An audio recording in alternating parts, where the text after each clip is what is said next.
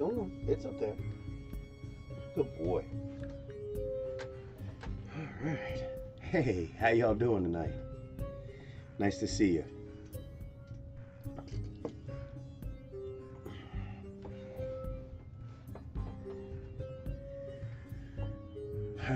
So went and took the trash out and got everything taken care of beforehand, so we don't have to have any major interruptions for the evening.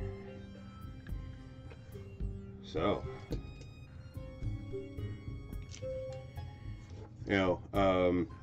I was watching a certain famous YouTuber earlier, and he was saying,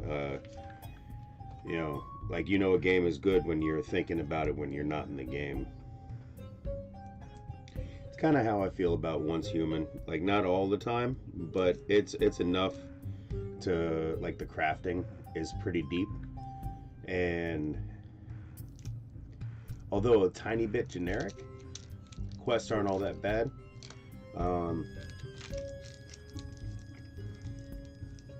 The enemies aren't difficult, but they're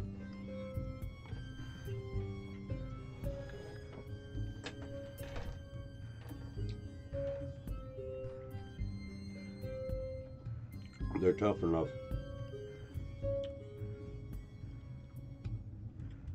to give you an issue sometimes. At least weapon durability is a thing. But it is kind of easy right now. A little bit. I don't know. I haven't played all of it. We're going to go do some anchors tonight and see if we can get into another Titan. Or not a Titan. Another, whatever you call it. One of the whatever they call a raid in this one. It takes 4 players.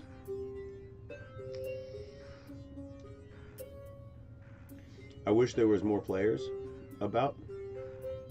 I mean, I know I see them, like I see camps all the time. I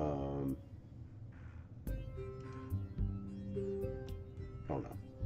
But first, we're gonna watch. Well, it's the Bizarre Alf episode and its hidden meaning. I don't know. I'm an old fogey, so I remember Alf, like watching the television show. So it piqued my interest. And after all, that's what I'm here for, to look at shit that piques my interest, and share it with you guys. Oh, baby. Oh, yeah, good boy. Yeah, get comfortable. Oh, yeah, good boy. So I got Gnome here, and I got Miss Aria in the void back here somewhere. So we're loaded for bear. Welcome everyone.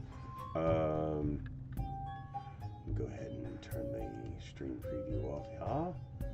And okay. Yeah, there we go. Cool.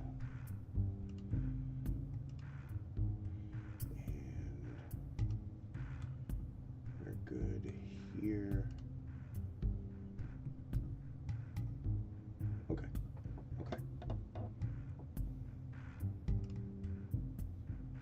I'm just making sure everything is up and running as it should.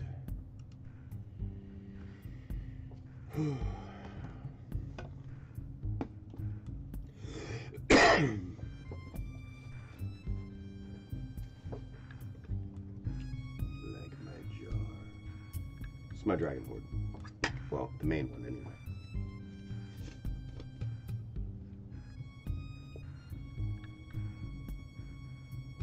And this is Green Lantern. We had some last night. And I got some more today.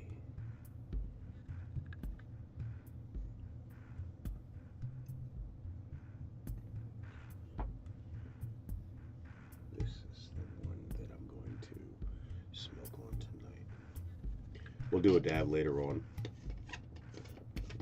once we get into Once Human. Now, if you haven't played Once Human, it is a good game. It's crafting, combat, exploration, all that stuff. Deep crafting. Let me tell you, it's all there. In fact, tonight, I don't know if I have all the parts I need, but I'm almost ready to craft my first generator. It's the solar panel thingamajig. I know I got beryllium and a few other things that I needed, but there's probably some pieces that I still need. Come on. Come on. It's okay. Come on. Good girl. Miss Scalisi just checked in. So yeah, we've got some things to do. I need to make ammo as well. So we'll be doing that. Let's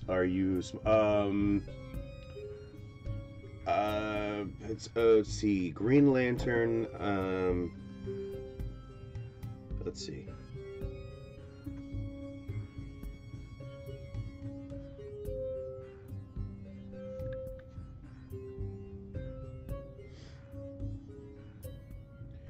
It is a sativa dominant nug.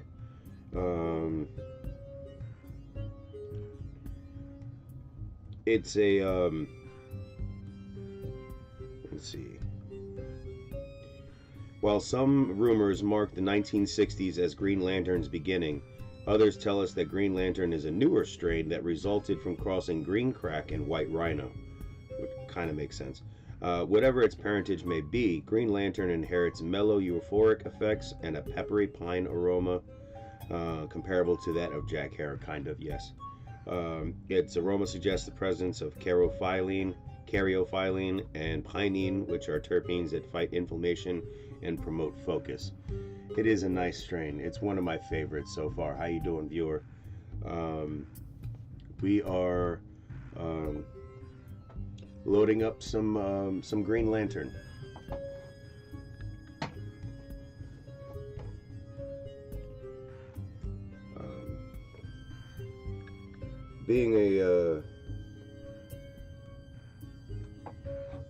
Being a professional smoker, I won't lie, it's pretty fucking awesome. I do love it.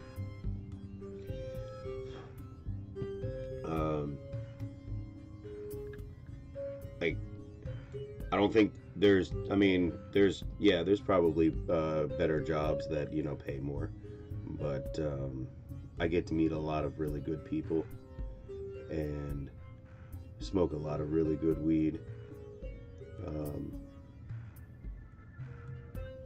And for real,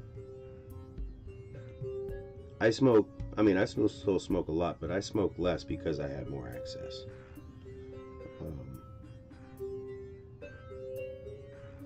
I don't really want for flower or wax anymore. It's an interesting feeling. You know.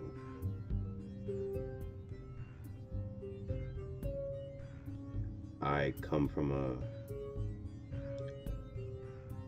I know what it's like to struggle. I do. Like, really struggle. Like scavenger tendencies as far as smoking is concerned. Scraping everything you can that you've ever smoked out of, so you can get a bowl hit before work or after work. You know, when you've got no money, you've got food in your stomach. You know, that's the most important thing. But like, you ain't got nothing to fucking smoke. That shit's fucking. It's even worse when you don't have weed to smoke and you don't even have cigarettes to fucking to deal with it. But I'm not sure that I would prefer to have cigarettes and no weed, because that just makes things worse. It makes my anxiety worse. So if I had my choice, I'd probably rather not have cigarettes and have weed.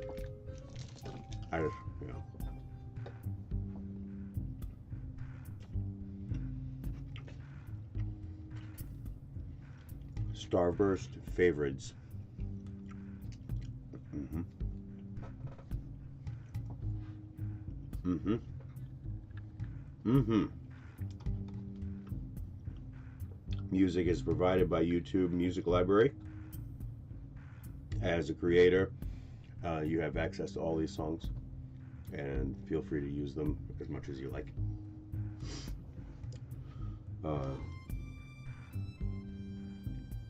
It's been a quick week. Tuesday and Wednesday, or Tuesday was a blur, and yesterday was even more so, but we did get something done, at least. So, cheers, everyone. Here's to a halfway decent weekend, and prosperity to everyone involved.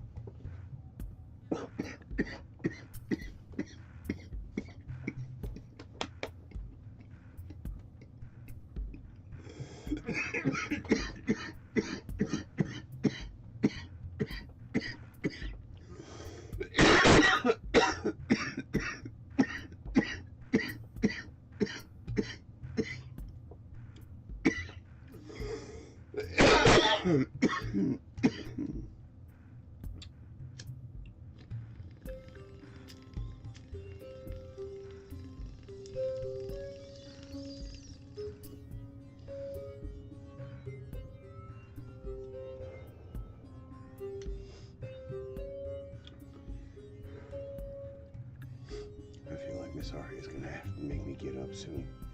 I don't know. Maybe. That was good. Stages of having a beard. Fuck.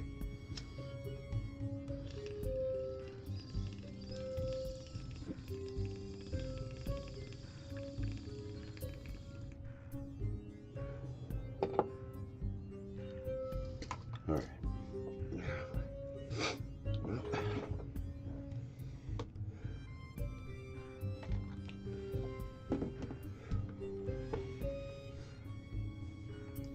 make sure you have something to eat, something to drink, something to smoke on.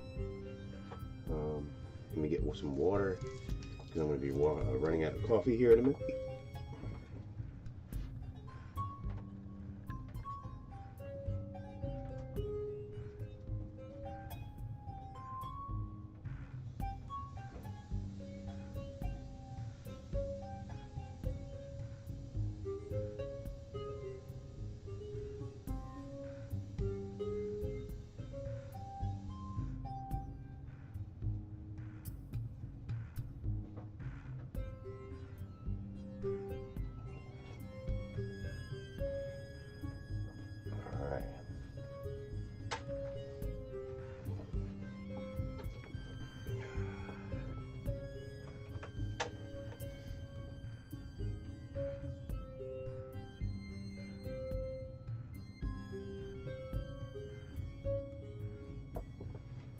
Okay.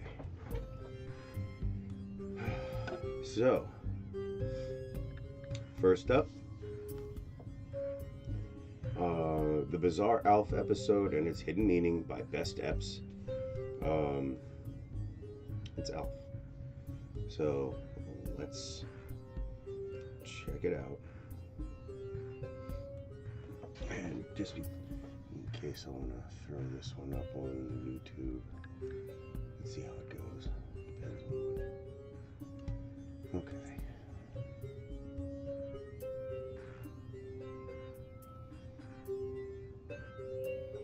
All right.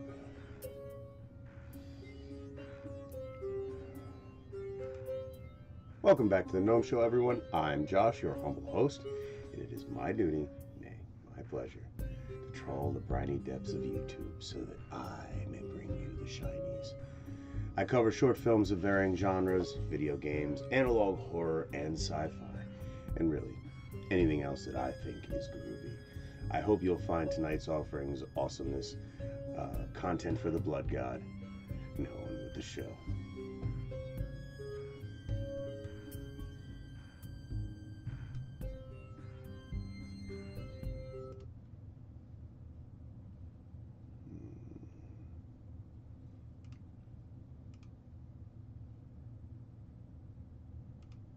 Yes.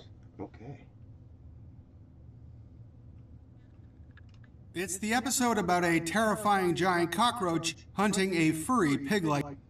It's the episode about a terrifying giant cockroach hunting a furry pig-like alien. An episode conceived by a writer in the grips of a crippling drug addiction for the lighthearted family sitcom Alf. This is the story of TV writer Jerry Stahl, and the episode he wrote of Alf that still elicits Gen X nightmares. It's La Cucaracha, next on Dark Tube TV's Wicked History, presented by Best Eps.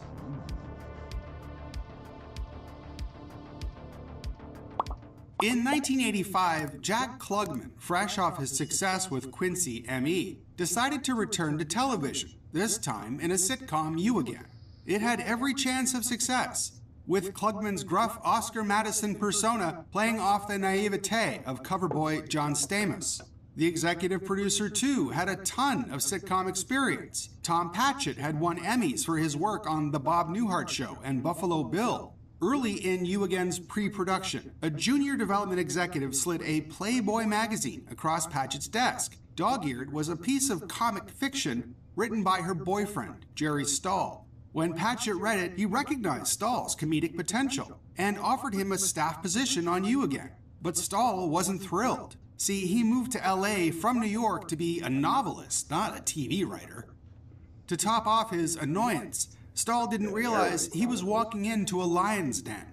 Klugman was cantankerous, firing Tom Patchett shortly after Stahl signed on. But while Stahl languished at You Again, pitching stories Klugman routinely ridiculed, Patchett moved on to more far-out endeavors. Later that year, Hollywood manager Bernie Brillstein paired him with actor-puppeteer Paul Fusco to conceive of a sitcom for Fusco's invention, Alf.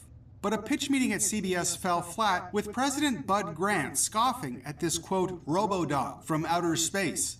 And things looked equally bleak during a meeting with Brandon Tartikoff and Warren Littlefield at NBC. Tartikoff. That is, until Fusco reached down under the table into a green hefty bag and produced the puppet in question. Hey guys, wake up, Alf barked. I got a hit show for you.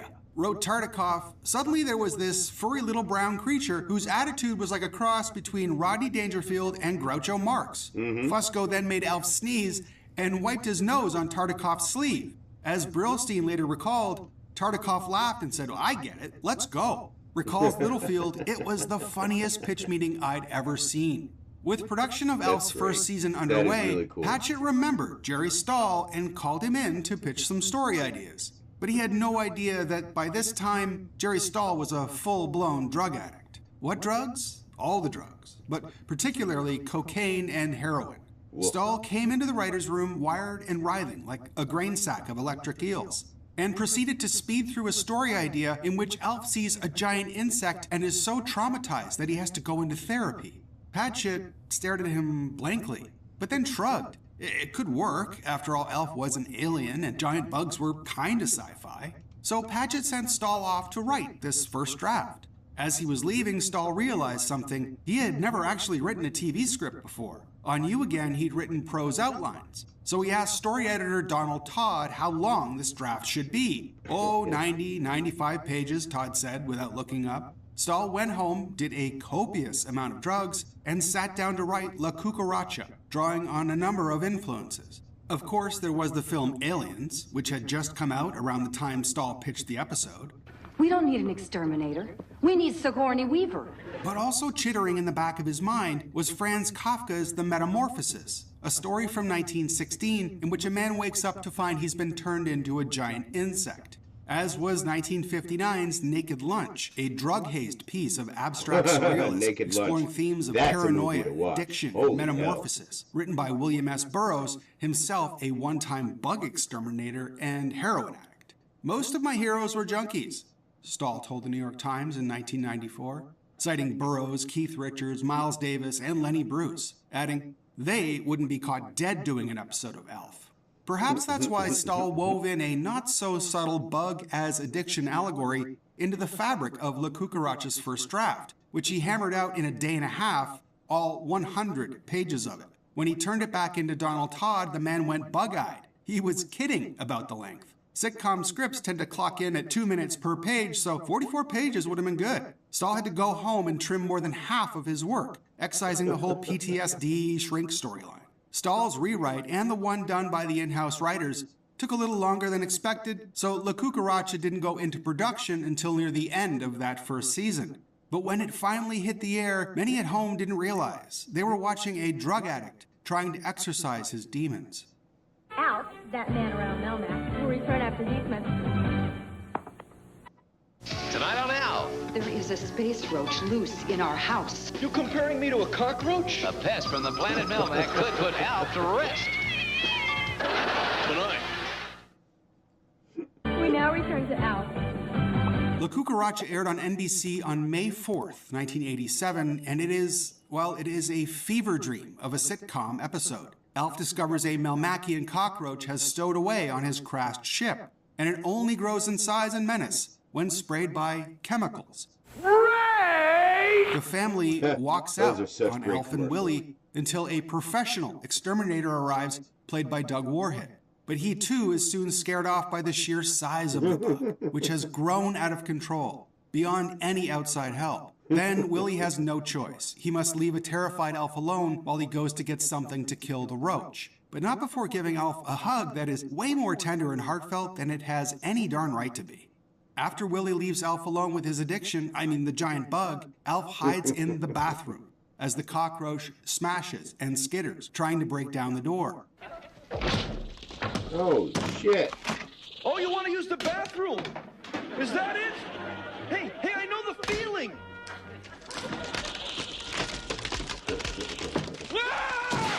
Now, some addicts have an expression that their addiction is just outside the door, growing larger, doing push-ups, just waiting to break in. Aside from the obvious nod to The Shining, that's kind of what's happening here in this horrifying little scene, underscored by Alf Clausen's wonderfully chilling music. Paul Fusco admitted recently that the scene initially gave him nightmares, and Jerry Stahl later wrote in his memoir Permanent Midnight that after the episode aired, while he was getting high in the bathroom at Alf's Burbank studio, he hallucinated Alf was trying to break down the bathroom door to stop him from doing drugs. Junkie.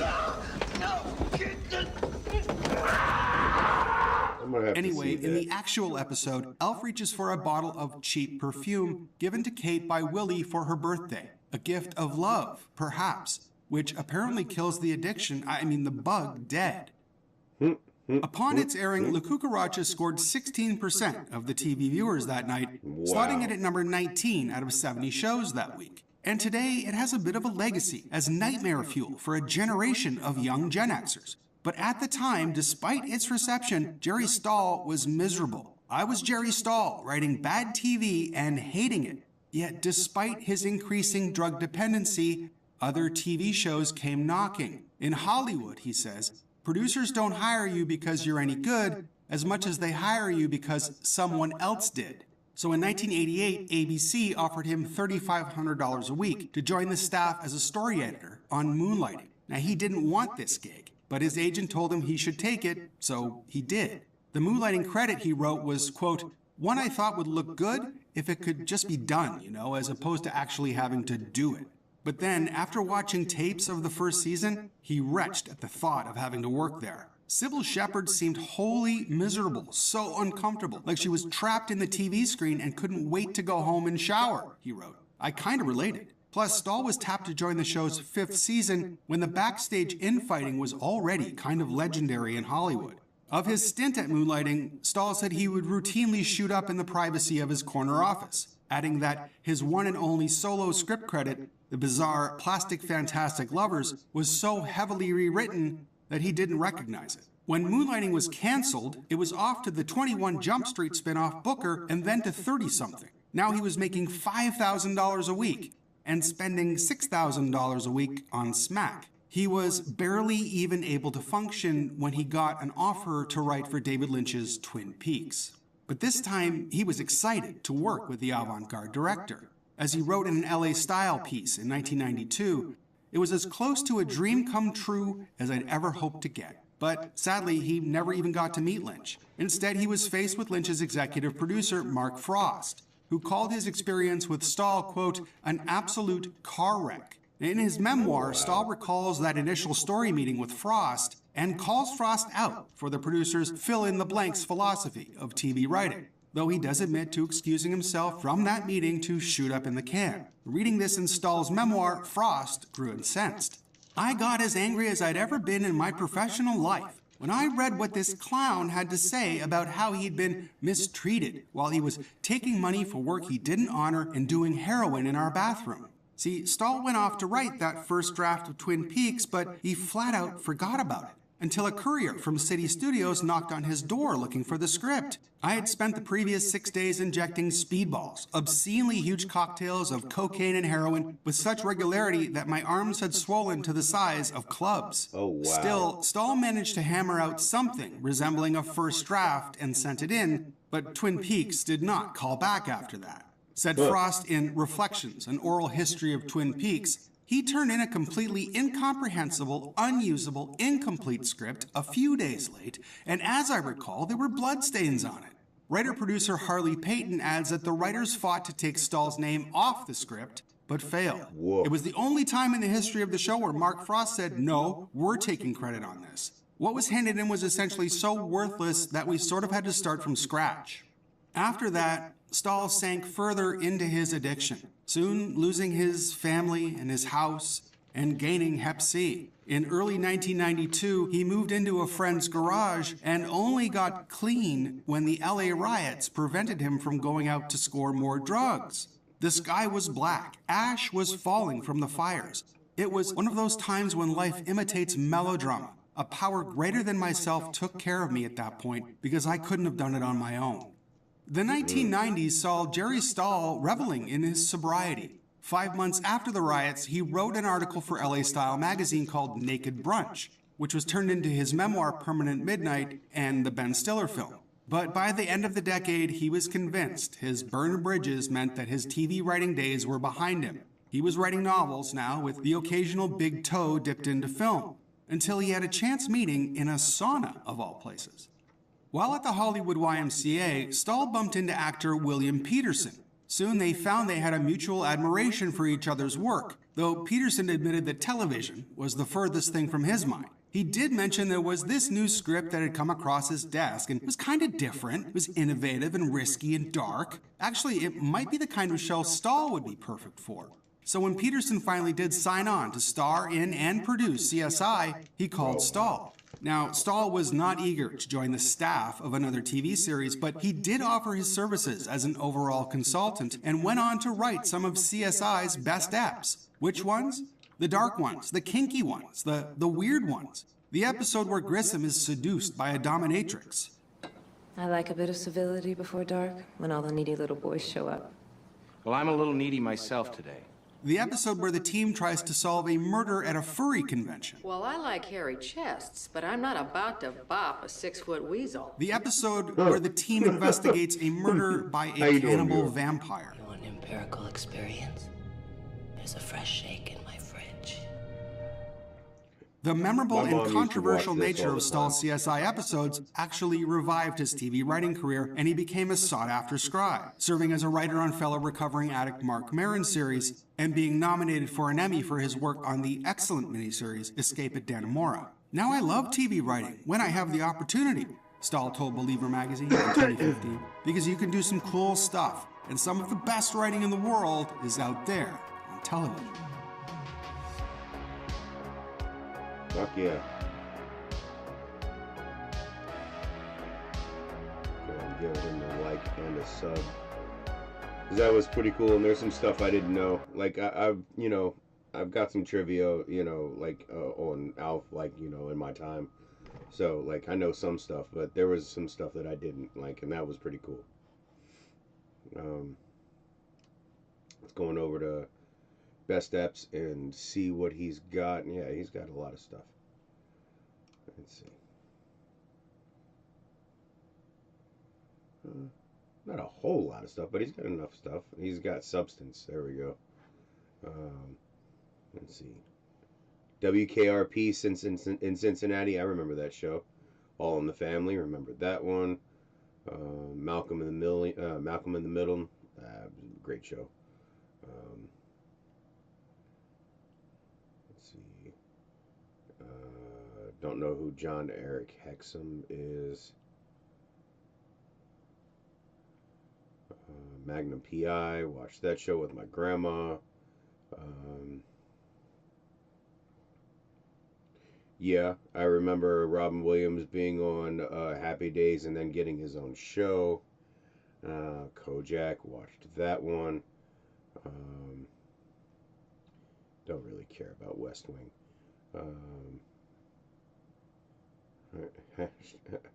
Okay, I'm going to have to check that one out. Fall Guy. Brady Bunch. Fantasy Island.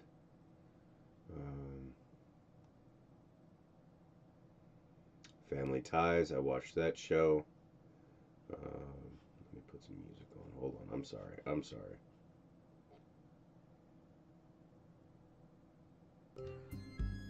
There we go.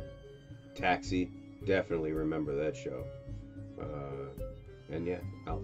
So if you're interested in this stuff, go watch it. I liked it. Yeah, definitely.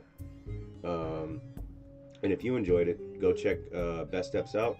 And if you enjoyed my video, please like, subscribe, share, all that kind of good stuff. It helps tremendously. Be safe, be happy, be healthy. I love you all. And I'll see you in the next one. Yes. All right.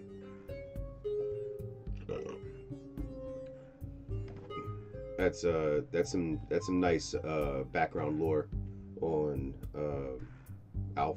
That was pretty cool.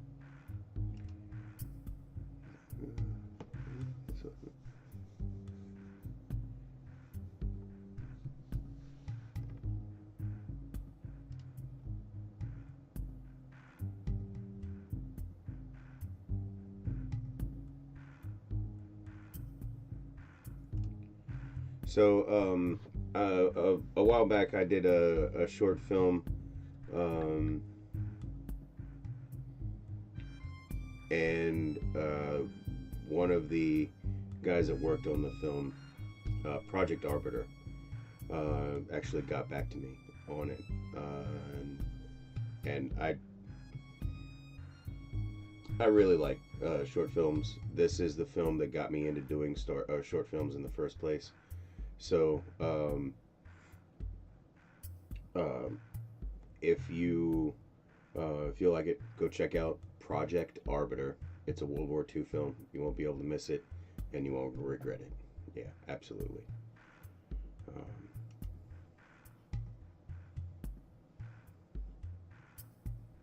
Anything else that I wanted to do?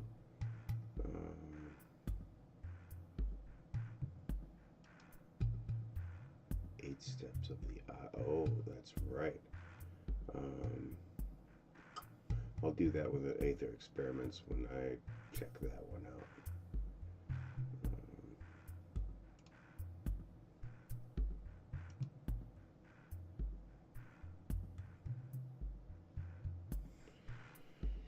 And instead of trying to get Fallout London to work with all the shenanigans on Steam, tomorrow I'm going to get Fallout 4 on GOG.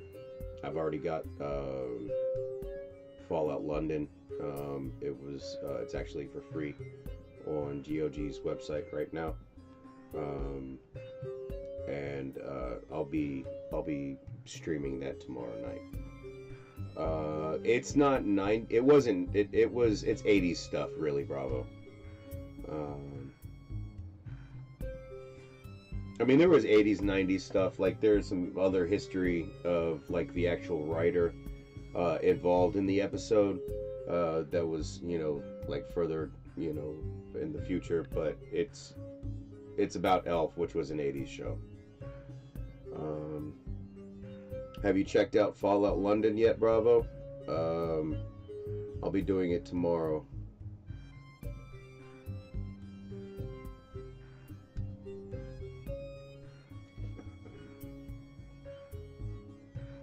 If you do like 80s, 90s stuff, like timeline, like lore and history of like real world, Weird History is a good channel to go to.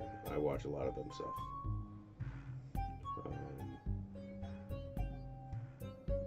I mean, we can check one out. Like, have you ever heard of Weird History, Bravo? Because if not, we can go check that out. Like, we were actually watching it at work today. It's funny.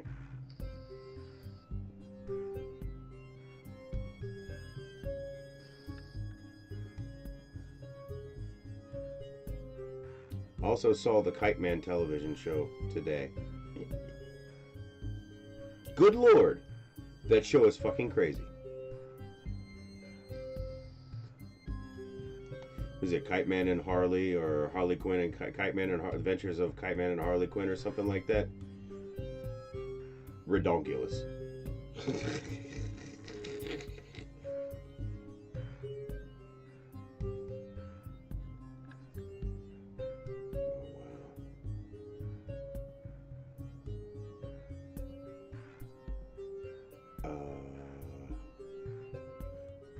Okay, all right, we're gonna watch this real quick, and then we're gonna go to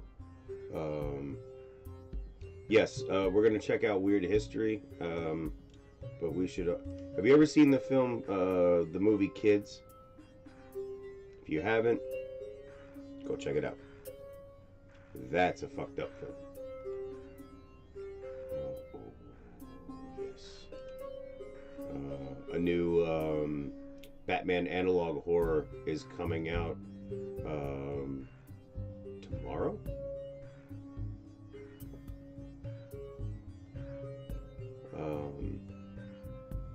Kids. It's well, we're gonna watch it.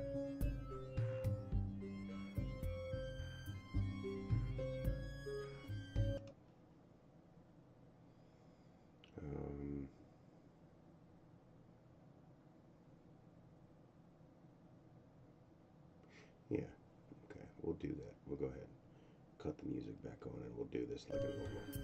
Okay.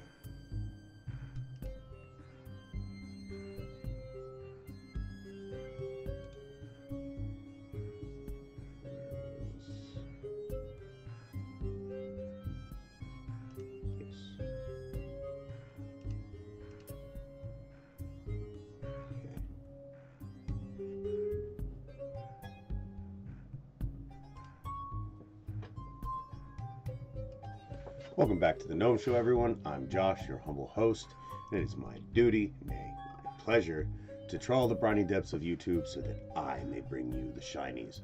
I cover short films of varying genres, video games, analog horror, and sci-fi, and really anything else that I think is groovy. I hope you'll enjoy tonight's offering, content for the blood god. Now on with the show, and tonight we do have an interesting one. If you're a Gen Xer like me, you remember the film Kids. Even if you're a millennial or whatever, you still might remember Kids. Who knows? But this is an interview, I guess, with Leo Fitzpatrick speaking on the film that he stars in. Yeah, he's one of the stars. So let's go ahead and check this out.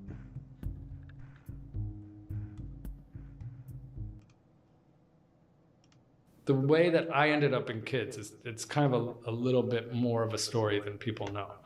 So when they were trying to get the money for the movie, and I knew Harmony a little bit. Harmony was kind of a skater.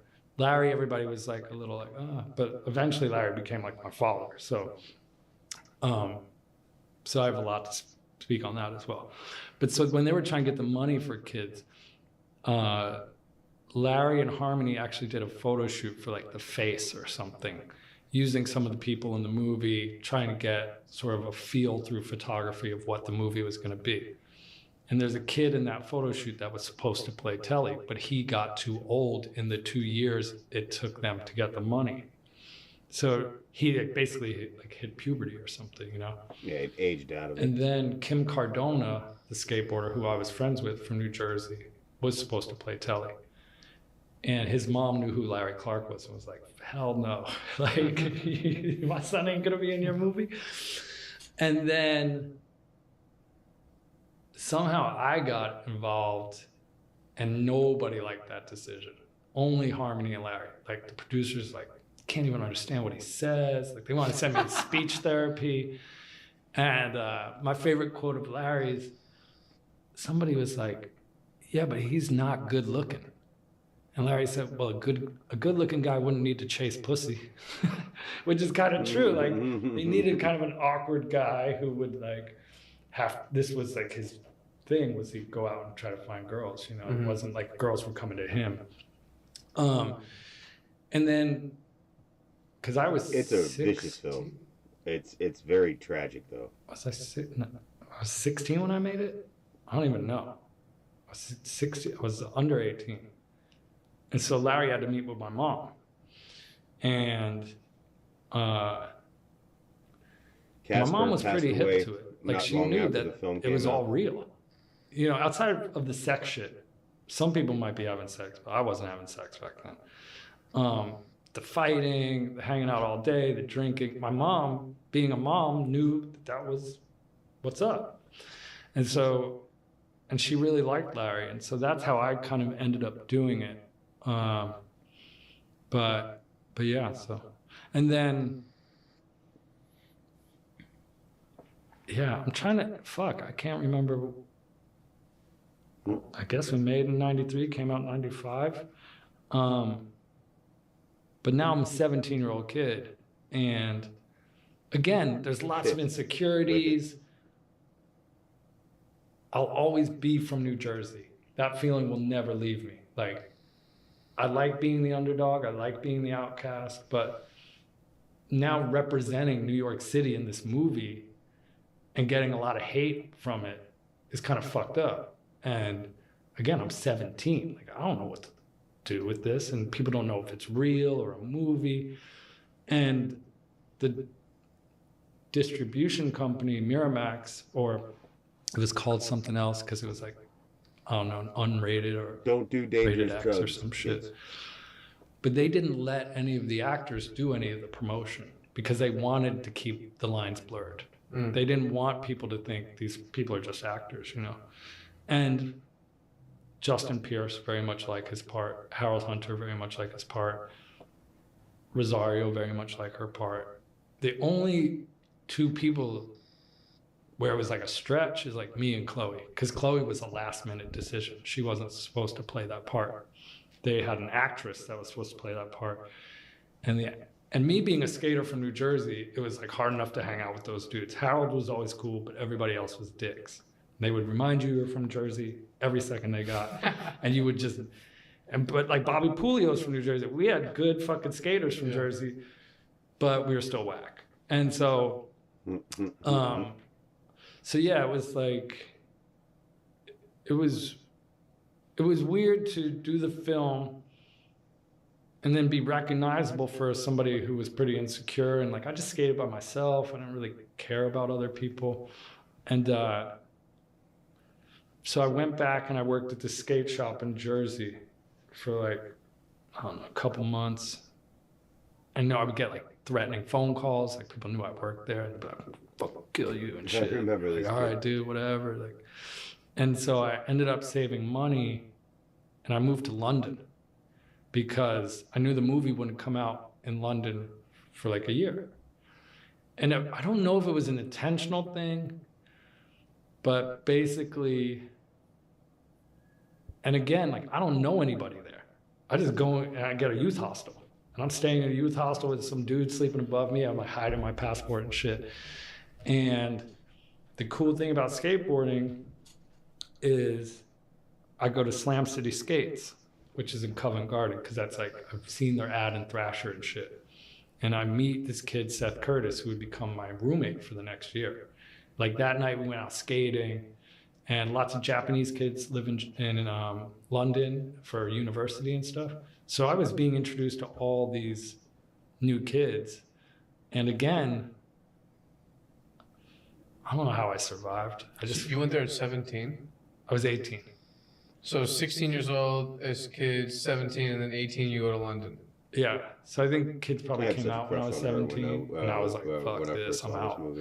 And then it was like 17, ended up in London for a year, which was sick. Like, I love like, London. That shit was fun. Because now you're going to drum and bass parties, fucking hanging out with Tom Penny at South Bank. It's like, I fell in love with Stella beer. Like, over there they call it wife beater. And like, because that was like 99p. It was like the cheap beer. It was like our Budweiser. And and again, it's just being on your own and just like exploring. And with the skateboard, you have the ability to do that. You can go anywhere. And then, before we had, I was broke. Like, when you only go in a grocery store style broke. Like, you don't eat out at all. You go to a grocery store, you get beans on toast, whatever you can afford, a beer at night, whatever. So after a year of that, I came back, but again, I was like, fuck, New York just feels weird, And the idea of becoming an actor never occurred to me. Nobody said, hey, you should do this. Why don't you take this opportunity and be an actor? There was nobody there to guide us after the film. So most people got their $5,000, which is what we got paid, fucking spent it for a few months, and then they were back to where they began before the film. Which is like kind of fucked up. Like somebody should have stepped in and been like, hey, these are opportunities. And so I came back from London. Again, New York felt weird, so I went to LA. And like, I didn't go to LA to act, I went to LA to skateboard. Because I was weirdly friends with Steve Berra. And so I go to LA. I don't know half of these names. And now I'm sleeping under Steve Berra and Eric Costin's fucking dining room table, where Sean Sheffy had been sleeping before me, I think. And I'm an assistant to Damon Wayans. Oh, wow. Like, do you know who Damon Wayans is? Yeah. He was an actor on, like, In Living Color, and he's like a big comedic actor from the 90s. But like, I'm his assistant. And just doing dumbass shit, like going to Pier 1 Imports to like furnish his house, waiting for the cable dude. Like, but that's what I gotta do to make money, And do what you gotta do. One day he's working on this TV show, and one day somebody, like, I have to drive another actor to set, and they're like, aren't you the dude from Kids? Like, what are you doing? And I was like, yeah, I don't know. Like, I'm just doing what I need to do to make money. Like, I don't really think about it. And so maybe that, like, I think maybe I tried to like kind of figure out how to be an actor after that a little bit, but I still couldn't. But I meet a girl, and then we end up moving back to New York when I guess I was like 21 or something. And this is where like friendships were really like formed, like my art world friendships. Like all the skating shit was still kind of there, but this was like where Dash Snow and everybody kind of entered the picture. All like the weirdos. And so that was like kind of the next step in me being in New York. Like, this is my new identity. Like, I'm no longer the guy from that movie. I remember that guy. This thing. I'll never shake being the guy from that movie, but it didn't define me necessarily. Always gonna be. Do you not like the fact that you were in that movie? No, I have no problem with it, but I don't really give a shit about acting. That's the problem. Like, it's cool, and I'm glad I did it, but it's not, like, I don't know if my kid knows I'm an actor. Like, he's never seen me be an actor. Like, I never talk about it. So, but for me, it's just like moving forward. all right, like that was a thing that happened. What's happening tomorrow? That kind of a thing. You know, it's like that movie has a lot of history, and I understand it's important to a lot of people, but maybe like I'm fucking traumatized by it somehow, and I just don't think about it. And like I said, like me and Larry are still very close. I talked to Harmony the other day. I still see Chloe all the time, and we did go through something together. You know, we'll always be friends because of it. I had a crush on both of these girls. Larry did grow into a sort of like father figure for me, but it was nice when I did The Wire, because I became known for something else. It wasn't just like, oh, you're the dude from the Kids. It's like, oh, you're the dude from The Wire. I'm like, thank God, like, because that kid shit was getting old, and I think it like kind of validated that I could do different things, that I was kind of an actor of some skill. But I think that's Rosario Dawson. But like, I've never seen The Wire. Like, I'm not really interested in that. I enjoy some of the process of working, like, you know, like getting to know people and like acting and like. But again, it's weird to luck into something like, you know, I always feel bad for not being more grateful, because I know there are people who want to act their entire lives and maybe not ever get that chance, you know. Yeah, Bully was a good movie.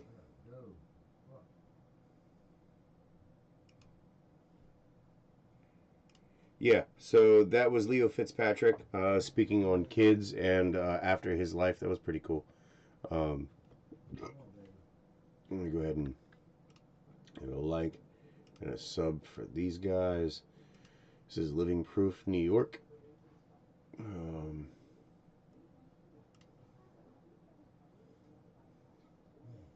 Oh yeah, lots of material.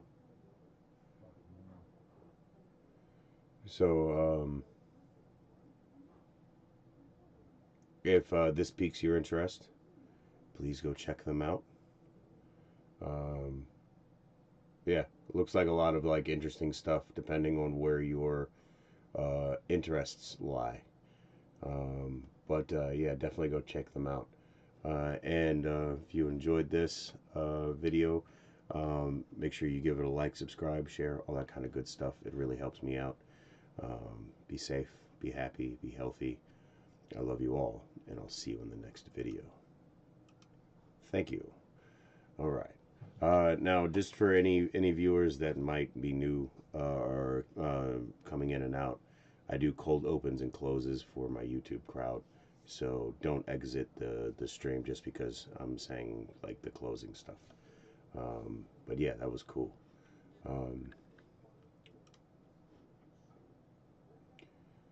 Really, like, I don't want any spoilers for tomorrow. Like I had GOG.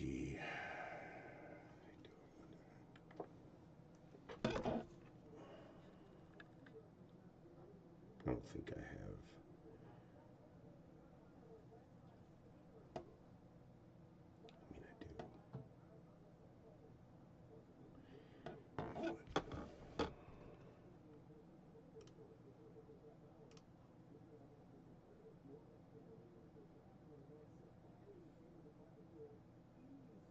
Okay, so let me go ahead and do something then, since I'm gonna have to.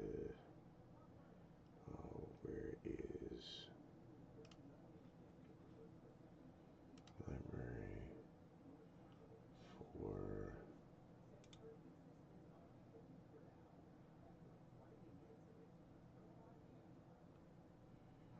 Yeah, I've got to.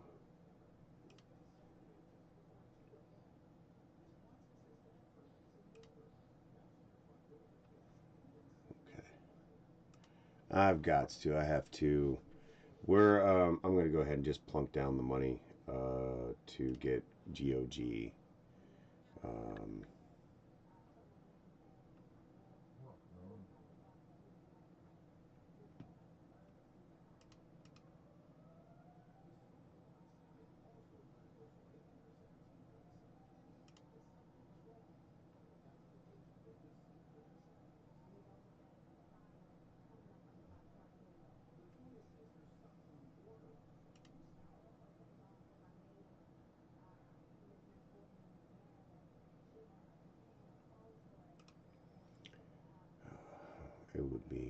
nice if I didn't have to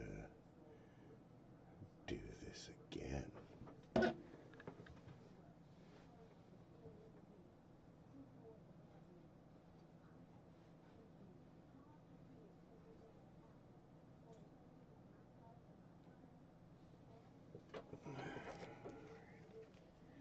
One second, ladies and gentlemen. We're, one second. Put some music on.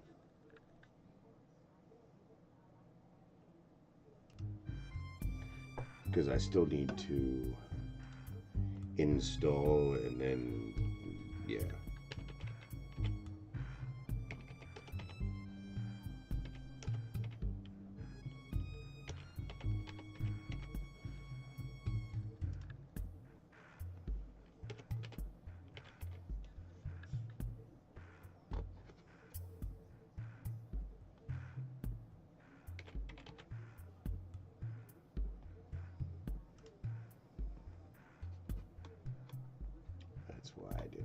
That's why it's not up there. Okay.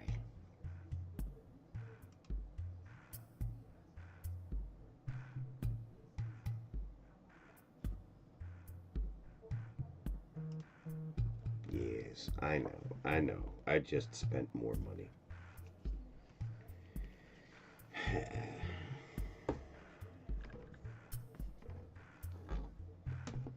Alright. It's all for the content. I do it all for the content. Yeah, the content. Yeah, the content. Yeah. Sorry.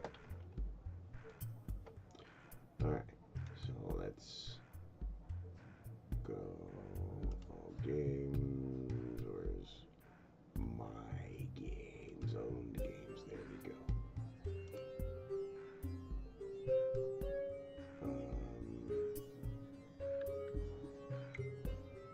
Okay, install.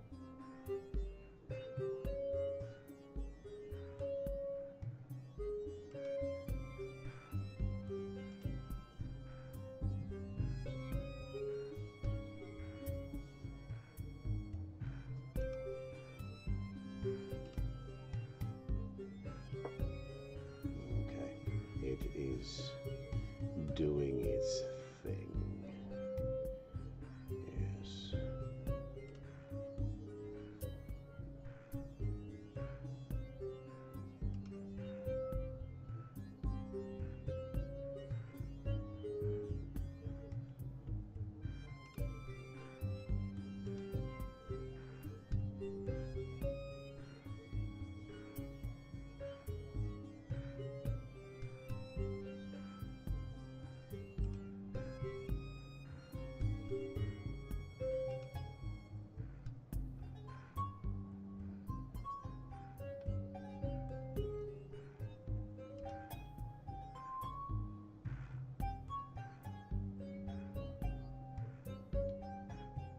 Alright, it's installing nice and speedily.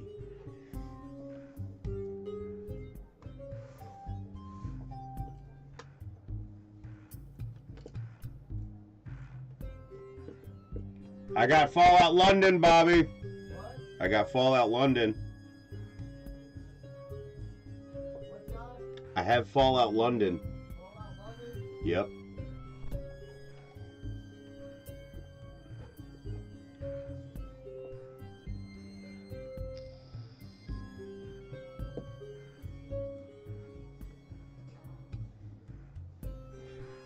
Wonder if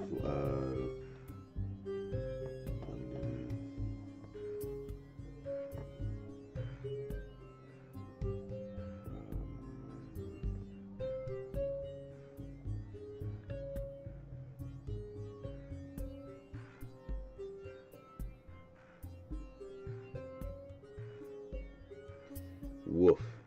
It's not available on console, Bobby. I know that. Woof.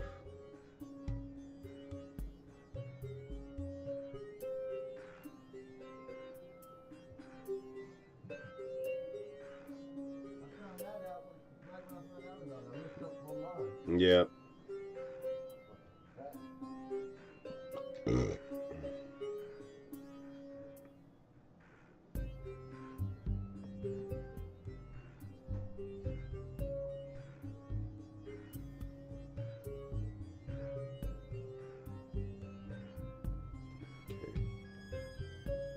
key, Josh? Leave me a couple minutes. There you go. Then go to your account, collections.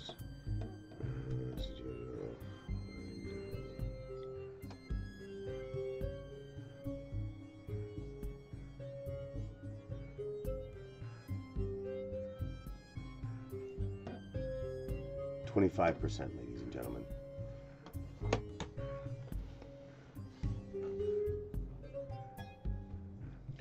But while we do that, actually,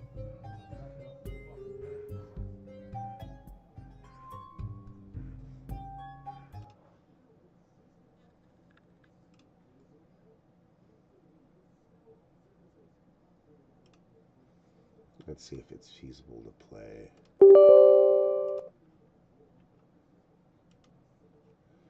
Once Human for a little bit.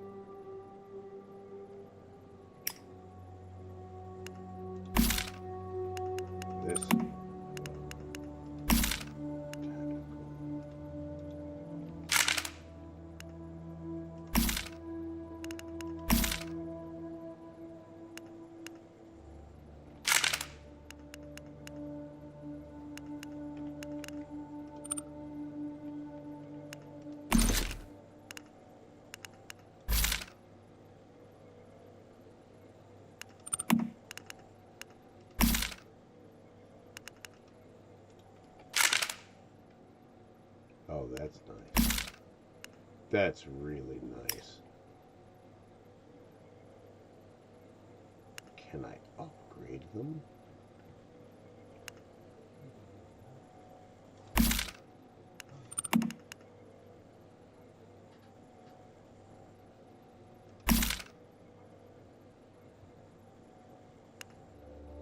No.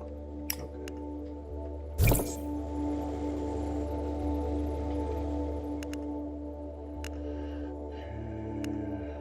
Myers Market.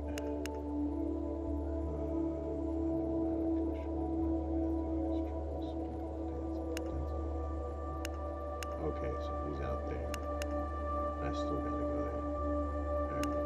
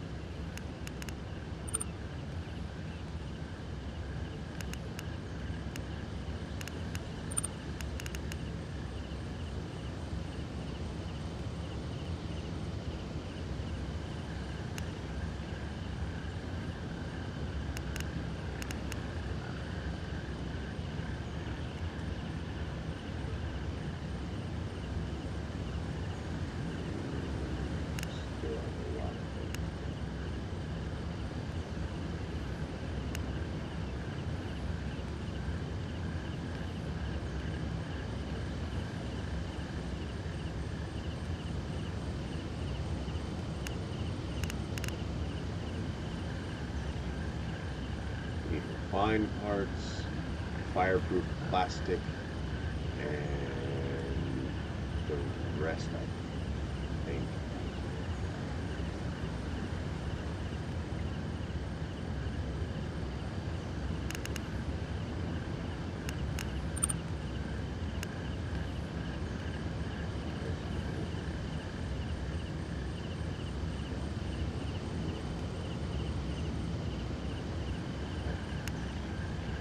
Maybe some sintered brick.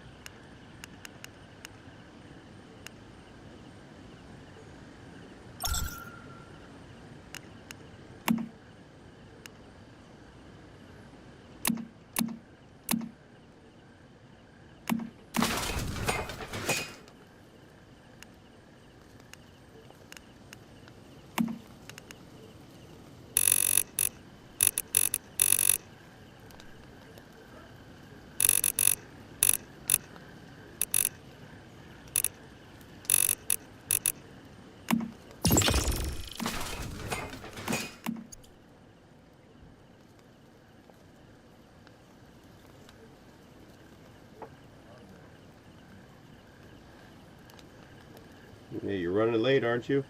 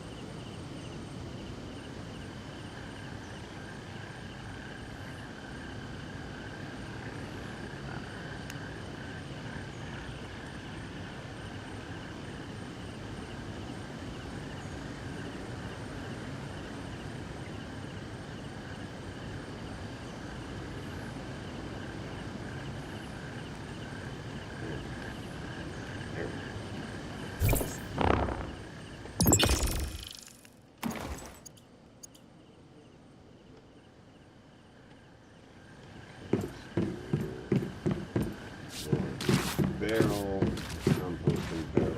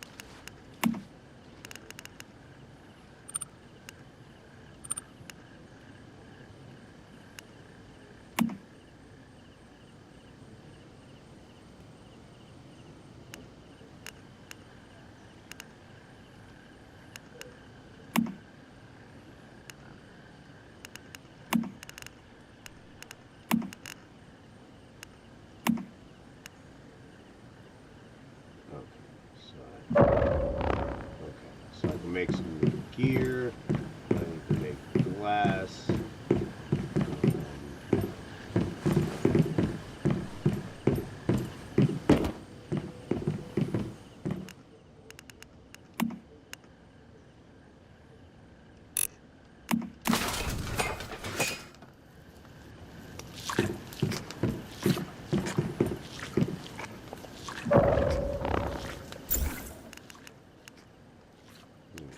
Thirsty.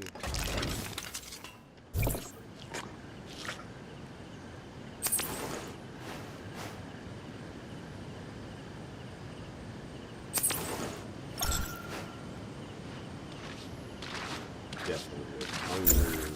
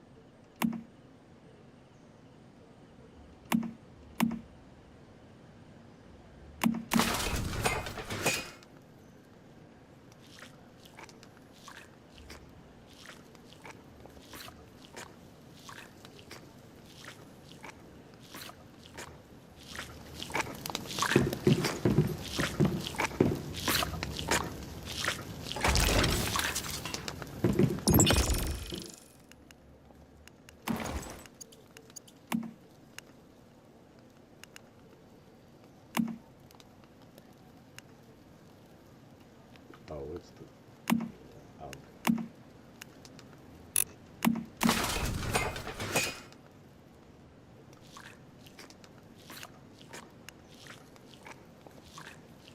Oh, it's the fog, okay.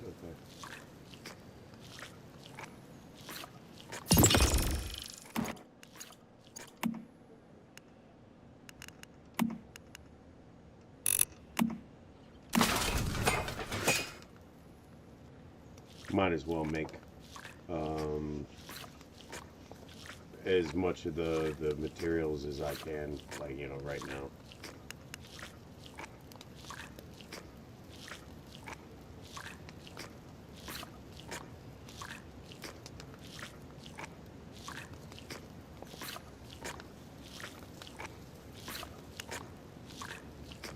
Getting better yield because of the frog guy.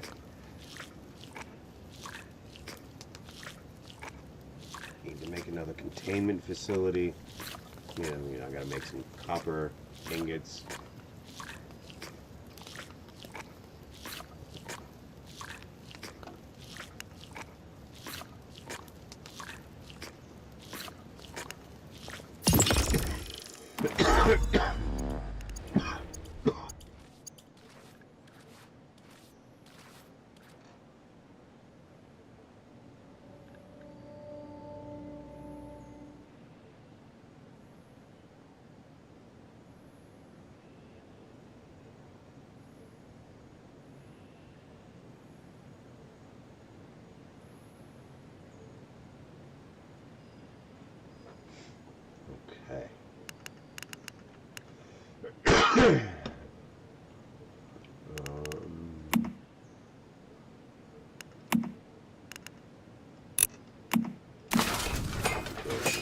Harvest some more lumber.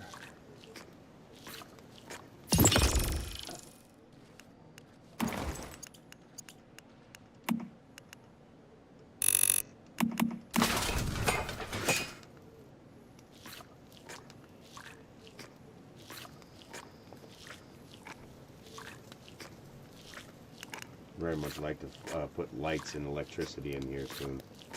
I gotta explore deeper into the zone.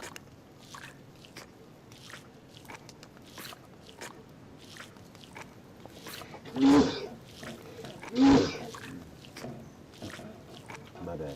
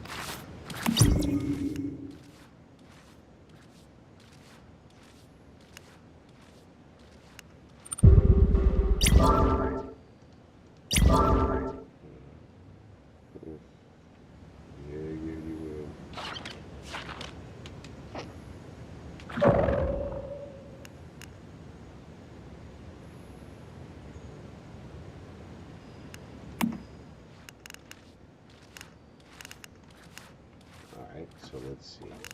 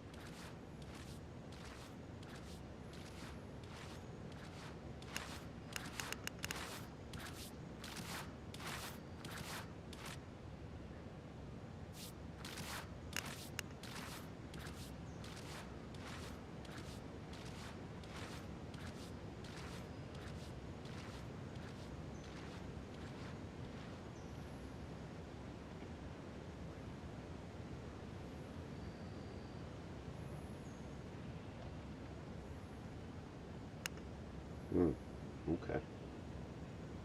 Ooh. Probably a pipe wrench.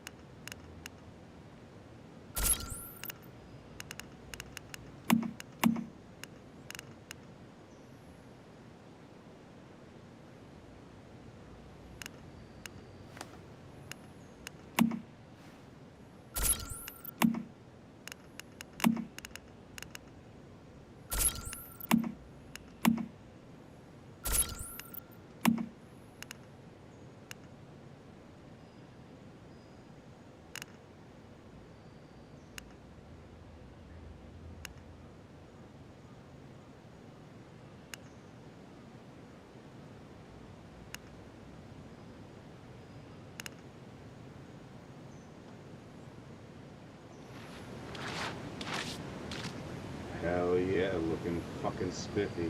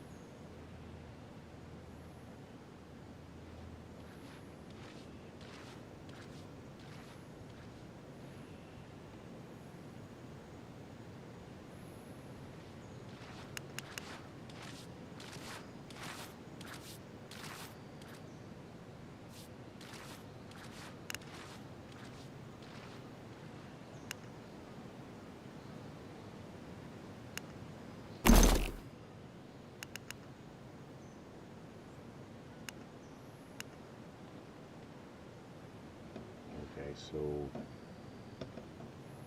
oh, is a cosmetic.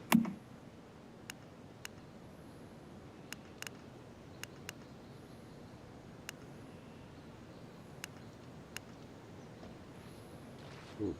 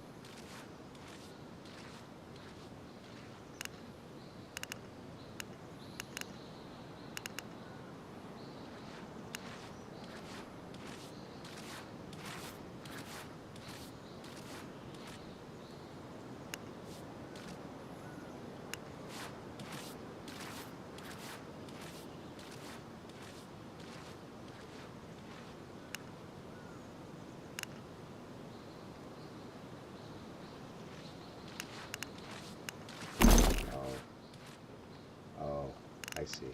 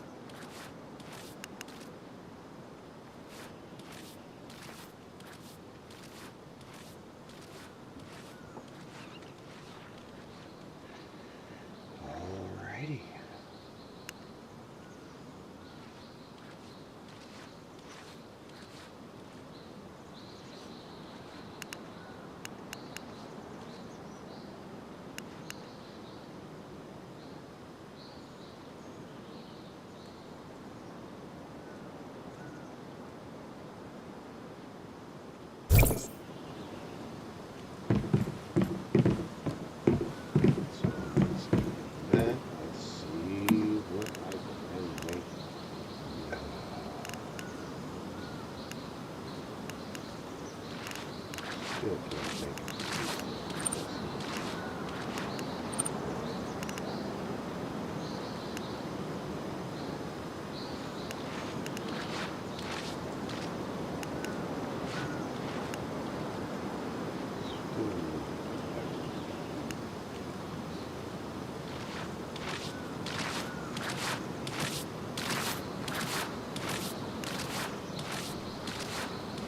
Fine parts, fireproof plastic, and then I can make it.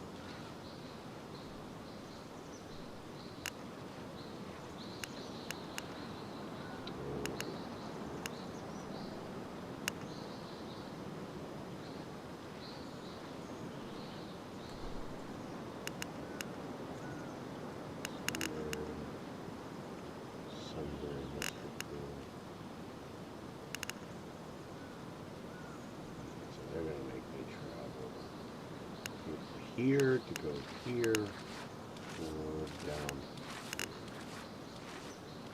Get a teleportation. I want to do. I'm getting ready to fucking like come out of this and no, screw it.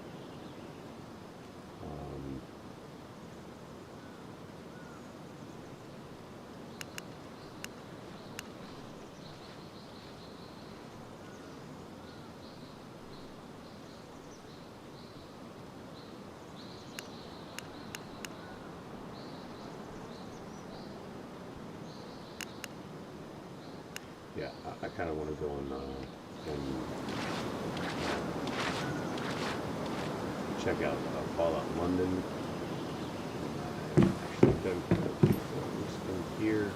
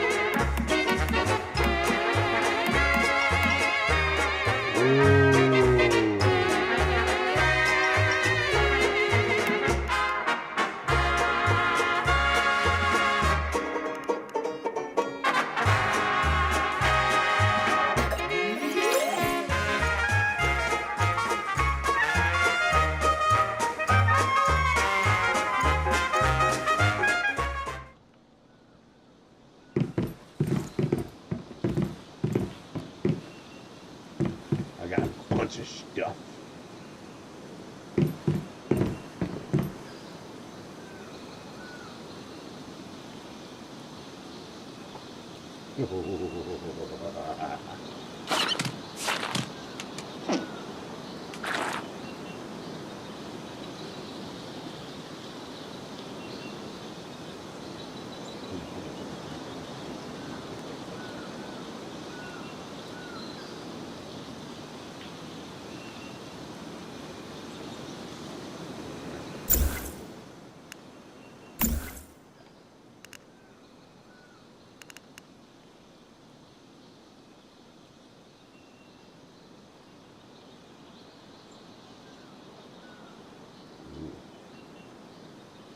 Don't really need a shotgun right now. SMG. Those do look really cool. Yeah. This one.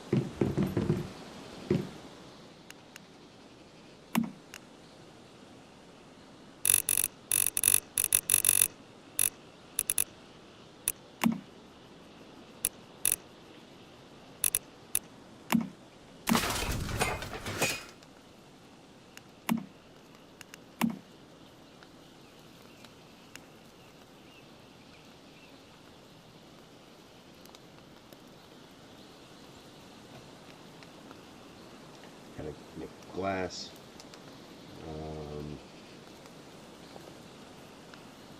Oh, and I can make some new ammo.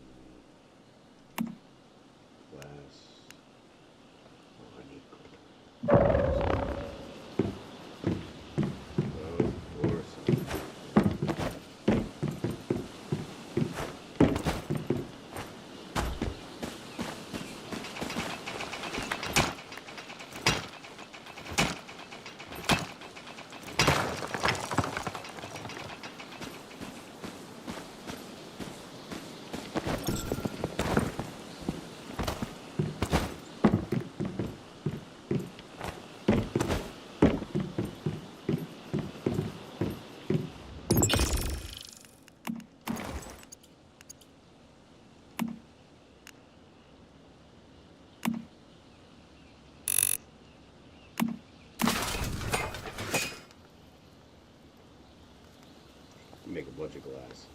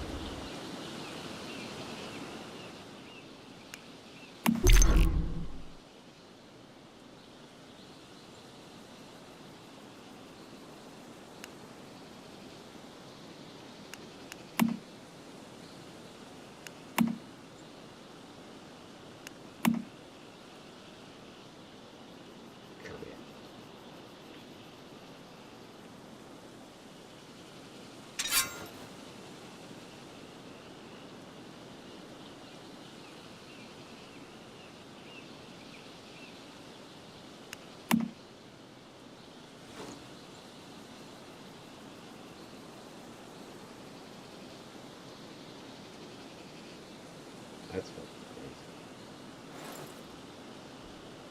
I think I need other resources before I can do that.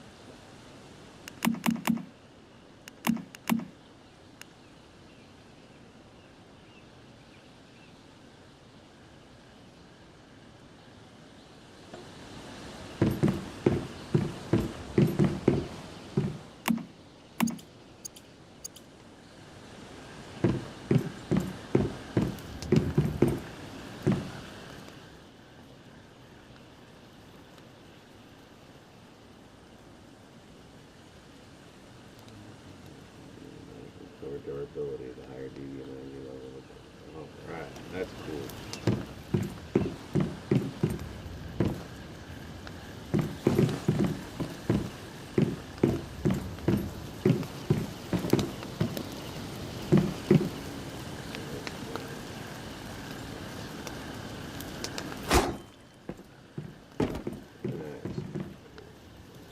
Oh, right.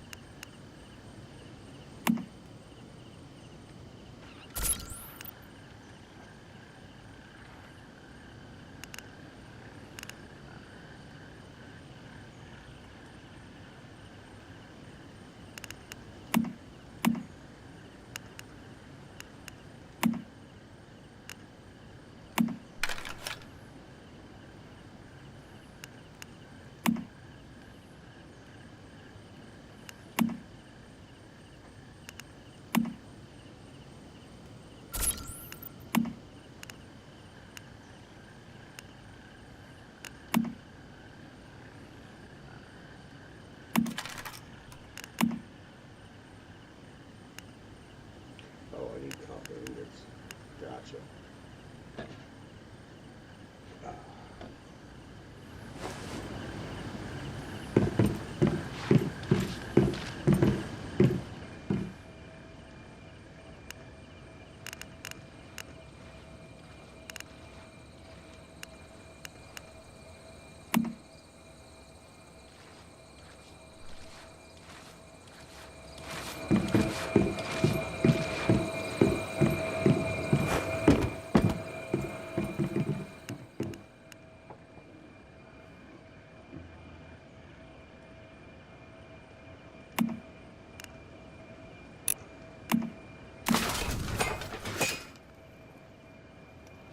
I'll be right back.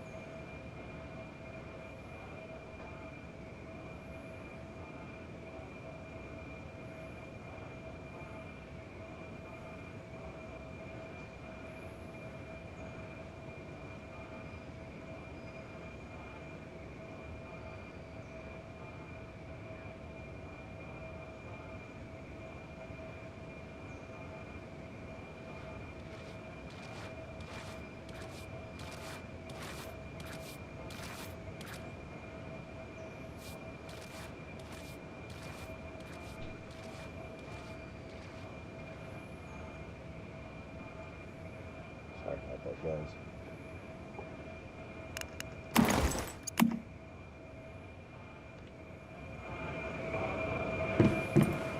Making a grilled cheese sandwich in the air fryer. So,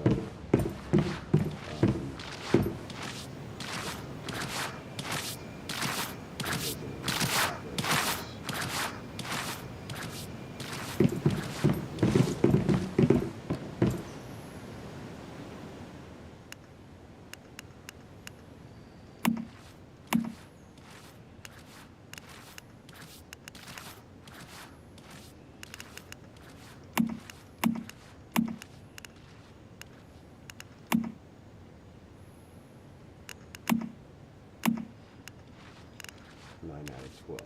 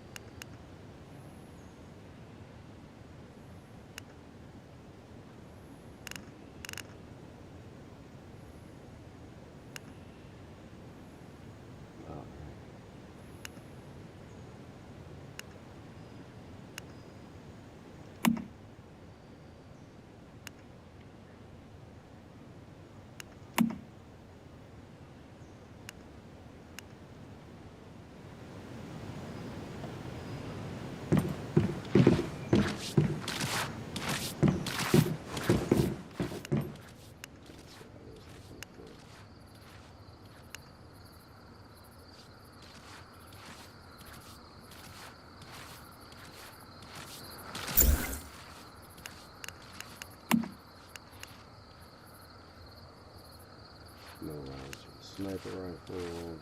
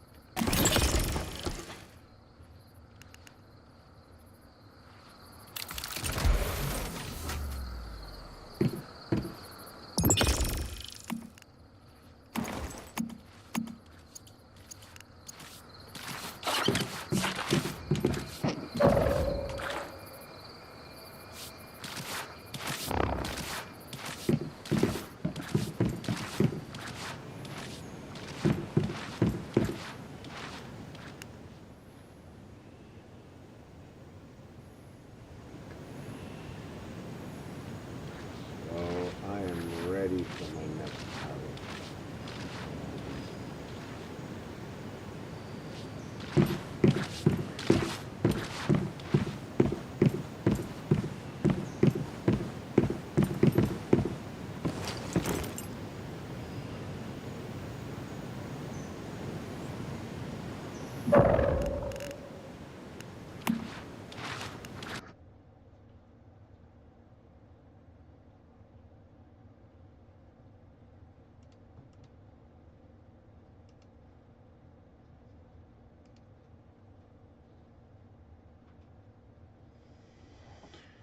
Okay.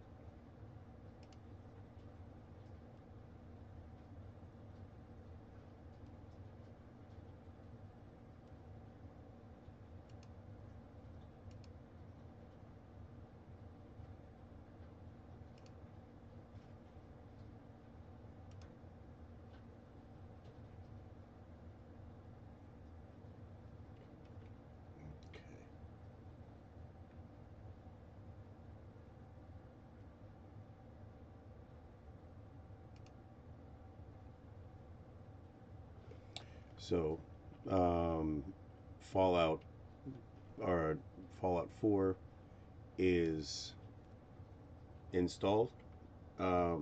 We are doing the texture update, the high resolution textures, and then we're going to install Fallout London and see how that goes. I am excited.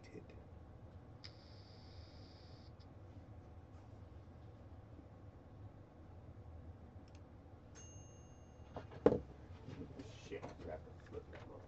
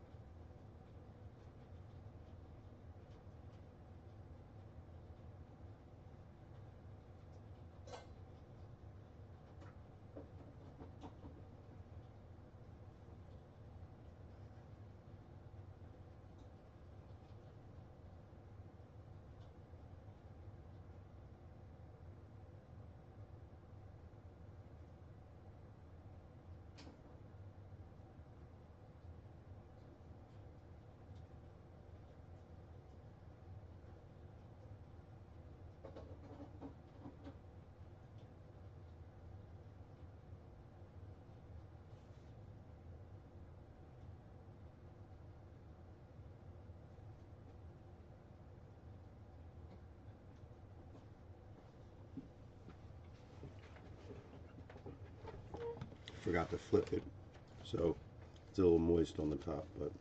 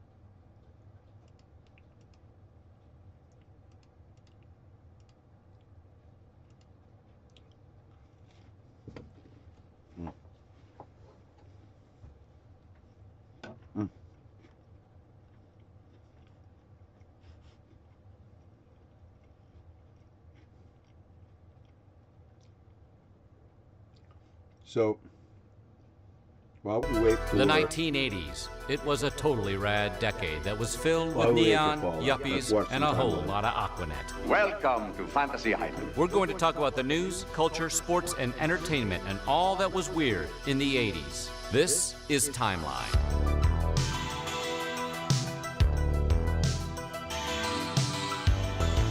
We're starting at the beginning with the year 1980. But before we get moving, be sure to subscribe to the Weird History channel and let us know in the comments below your favorite 80s memory.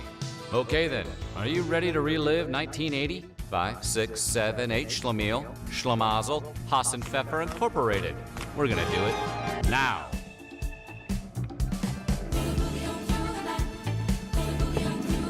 Coming out of the disco-filled 70s, the U.S. economy was sagging. Americans were being held hostage in Iran, and the minimum wage was $3.10. But this new decade started off with some promise. Gary Larson's The Far Side made its debut the day before, on New Year's Eve. The year ahead for 1980 would feature many new additions and changes to the culture. The world was about to see its first hot pocket, the rise of the Rubik's Cube, and the dawn of a new political era. We shall seek new friendships, but we shall not do so by breaking our word or casting aside old friends and allies. This is 1980. The decade wouldn't start off so great for Beatle Paul McCartney when he was arrested January 16th in Japan for marijuana possession. What do you think about marijuana? It was a big mistake. McCartney would stay in a Tokyo jail for 9 whole days, and it was January 25th when Paul was finally released, and then quickly deported. I'd like to say sorry about the mistake there, and hope we can come back sometime and not disappoint you next time. And have a good time. Staying with the music theme, Pink Floyd's 11th album, The Wall, hit #1 on the Billboard charts and would go on to sell over 1.2 million copies in the first 2 months. The album would eventually sell over 30 million copies, which made it the best-selling double album ever. The movie for The Wall wouldn't be released for another 2.5 years, until August 13th, 1982, where at the movies, critics Siskel and Ebert gave the film 2 thumbs up. The Rams had 2 defensive backs covering Swan and a linebacker blitzing Bradshaw, and still they could not damage the throw or prevent the catch. The Pittsburgh Steelers are the champions of the National Football League. 1980 did ignite what would eventually become a decade-long rivalry of wanting to beat the Soviets at anything. America rose to the challenge at the Winter Olympics in Lake Placid, New York in late February, when the underdog U.S. men's hockey team took out our Cold War foe, the not quite evil empire USSR, beating them 4-3. That term evil empire wouldn't be coined until 1983 by Ronald Reagan. That's an extra bonus fun fact for you Rage Against the Machine fans and or New York Yankee haters out there. But no matter what we're calling the Soviets, the budding US-USSR sports rivalry would have to wait. What you talking about, mister? Well, Arnold, that's because the Soviet Union invaded Afghanistan, and President Jimmy Carter declared the USA would not participate in the Summer Olympics, which were being held conveniently in Moscow on July 19th, 1980. Da, comrade, da. In between all this Cold War tit-for-tat, some more chilly news as snow fell in Florida in March. This is also notable because this is probably the least weirdest thing ever to happen in the state of Florida. Now for some weird true crime. In mid-March, John Favreau's life took a sad turn when he accidentally struck and killed a boy on a mini-bike. This is significant because that boy happened to be Frank Gotti, son of reputed mobster boss John Gotti. Flash forward to later on in the year, on July 28th, when Favreau disappeared, never to be seen again.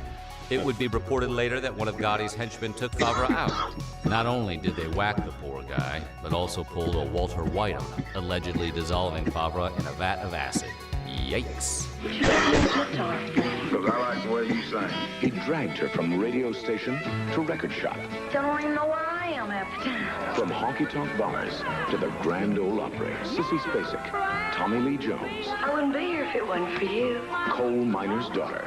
Now playing at a theater near you. Old ass 80s TV loved their season-ending cliffhangers, and none were as big as the episode of Dallas entitled A House Divided, where America's favorite jerk, J.R. Ewing, was shot by a mysterious assailant. The country would have to wait to find out who shot J.R. until 8 months later, on November 21st, 83 million people watched the episode Whodunit. JR had a lot of enemies. We found out it was, spoiler alert, dastardly Kristen who had done it. Get me the police. I knew it. This episode of Dallas was the most watched regular season TV episode ever.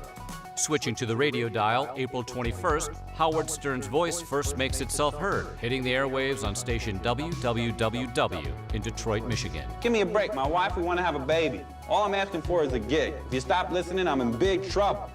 Big trouble. We go on the same day to Boston. And hey, congratulations, and cool that Rosie Ruiz won the 83rd running of the Boston Marathon.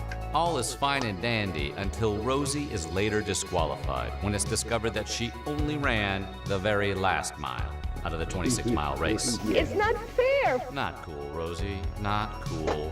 3 days later, on April 24th, we go to the Middle East. During military Operation Eagle Claw, a rescue mission intended on freeing American hostages held in Iran, 3 of the 8 rescue helicopters had mechanical problems, and the mission was aborted. During the withdrawal, 1 helicopter collided with a plane, killing 8 American soldiers. With the help of doctored lottery balls, Nick Perry, the host of the Pennsylvania lottery scandal, helped rig the TV drawing. The numbers 666 were picked, giving a record payout of $3.5 million, of which $1.2 million went to those in on the scam. April showers not only bring May flowers, but also some new weird historic slang. Chicago Magazine would be the first to introduce the word yuppie into our culture, which appeared in print in their May publication. Hello? Friday, the 13th. You may only see it once. We all remember this part in Goodfellas. Please, don't you move, you motherfucker! I'll blow your brains out! That's because on May 11th, the real Henry Hill was arrested for trafficking narcotics. This arrest would prove to be pivotal because Hill would turn rat, becoming an FBI informant and narking out his mob buddies and, well, eventually end up with a movie about it. Thank God, too, because Goodfellas is a really good movie. It's been a learning experience, but I enjoy challenges, and it's a challenge tonight to see what I can do. It's mid-May. Los Angeles Laker rookie point guard Irvin Magic Johnson stepped in to play center when starting center Kareem Abdul-Jabbar was too banged up to play in Game 6 of the NBA Finals. The 6'9" Magic would eventually play every position in that game, all while scoring 42 points, grabbing 15 boards, and dishing out 7 assists, helping the Lakers win the NBA championship 4-2 over the Philadelphia 76ers. What do you have that makes you perform like this in these championship games? Well, I don't know, just I love to win. The city of Philadelphia would get some redemption later in the year. As far as Kareem goes, we'll see him in a minute. Them Duke boys were about as popular as Cat's Tail in a room full of rocking chairs. Their show was the 2nd highest rated show on television in 1980. Yip. Ah! We next land in the Northwest, in Skamania County, Washington, some 70 miles north of Portland, where on May 18th, Mount St. Helens erupted, making it the most disastrous volcanic eruption in U.S. history. Ash was blown as far as 10 miles up into the sky, which then fell back down and blanketed 11 U.S. states, killing crops, creating road closures, as well as blackouts. Video games and pop culture can mark this point when Pac-Man was first released in Japan on May 22nd. Our little yellow buddy would go on to inspire merchandise, sequels, a Saturday morning cartoon, an NFL nickname, and of course, since it is the 80s, a delicious and sugary Pac-Man breakfast cereal, which was basically Kix but with marshmallows. Very clever. Flash forward 2 years to March 1982. We are Fever Pitch Pac-Man. The game is so popular, the song Pac-Man Fever made it all the way up to number 9 on the Billboard Hot 100 in March of 1982. The single sold over 1 million copies in '82 alone for a song about Pac-Man. The 80s. Weird times indeed. Late May of 1980 would feature some now iconic movies. I am your father. Here's Johnny. June would be the birth of the 24/7 news cycle as CNN hit the airwaves for the first time. Good evening, I'm David Walker. And I'm Lois Hart. Now here's the news. CNN's dominance of cable would spawn an array of sibling news channels, as well as competitors, and change our media landscape and the way we would consume news forever. I have no intention of running for president. Oh, such innocent times. CNN would have covered this legendary comic Richard Pryor, while freebasing drugs and drinking 151 proof rum, he accidentally set himself on fire. After running around the streets, literally in fuego, Pryor was subdued by police and rushed to the hospital. Flash forward 2 years on March 24th. Pryor would use this as material for his comedy concert film Live on the Sunset Strip. I remember this one. It striked a match like this one. What's that? Richard Pryor running down the street. It would be the highest-grossing concert film for almost the entire decade. Almost. We'll see in a minute who upset JoJo Dancer. It's 106 miles to Chicago. We got a full tank of gas, half a pack of cigarettes. It's dark, and we're wearing sunglasses. Hit it. You would think this would have happened decades, if not a century earlier, but the national anthem of Canada officially became O Canada. we stand on guard for thee. LA departure frequency 123.9er. Ah, there's Kareem again. Roger. Hi. Clear for vector 324. We have clearance, Clarence. Roger, Roger. What's our vector, Victor? Tower radio clearance, over. To San Diego on July 2nd, when jam band Grateful Dead members Bob Weir and Mickey Hart witnessed police arresting a fan for possession of marijuana. The two were not so dead chill seeing this and caused such a ruckus that they, along with their manager Danny Rifkin, were arrested and booked for suspicion of inciting a riot. Paulie D of Jersey Shore was born on this date, July 5th, 1980. No reason, we just really wanted to let you know. Yeah. Your folks were always saying how much harder things used to be. That might be true for thunderstorms, because on July 15th, one massive storm crushed western Wisconsin. Emergency government officials have now finalized property damage estimates from the storm, and the figures are overwhelming. Racking up for $250 million in damage. We go to Australia. It's August when Lindy Chamberlain's 9-week-old baby, Azaria, was allegedly dragged away from a family campsite by a dingo. However, Lindy and her husband, Michael Chamberlain, were both initially convicted for their child's death. The case made global headlines and was an unintentional creation of 90s humor when we flash forward to November 27th, 1991, and the Dingo Ate Your Baby episode of Seinfeld titled The Stranded and becoming part of the pop culture lexicon. Tell my fiancé I'm looking for him. I have lost my fiancé, the poor baby. Maybe the dingo ate your baby. The former Rockets center was born on this day. Good news for his mother, he wasn't born 7'6". In late September, it was a sad day for rock. Following a day where John Bonham, Led Zeppelin's Wonder drummer and notorious party animal, downed a reported 40 measures of vodka in 12 hours, the famed percussionist went and passed out, only to never wake up again. Bonham went on to play that great drum solo in the Cosmos, perishing from asphyxiation, from choking on his own vomit. Flash forward to 2 months later on December 4th, when surviving band members Jimmy Page, Robert Plant, and John Paul Jones decided Zeppelin without Bonham just wouldn't be Zeppelin. The cosmos is all that is, or ever was, or ever will be.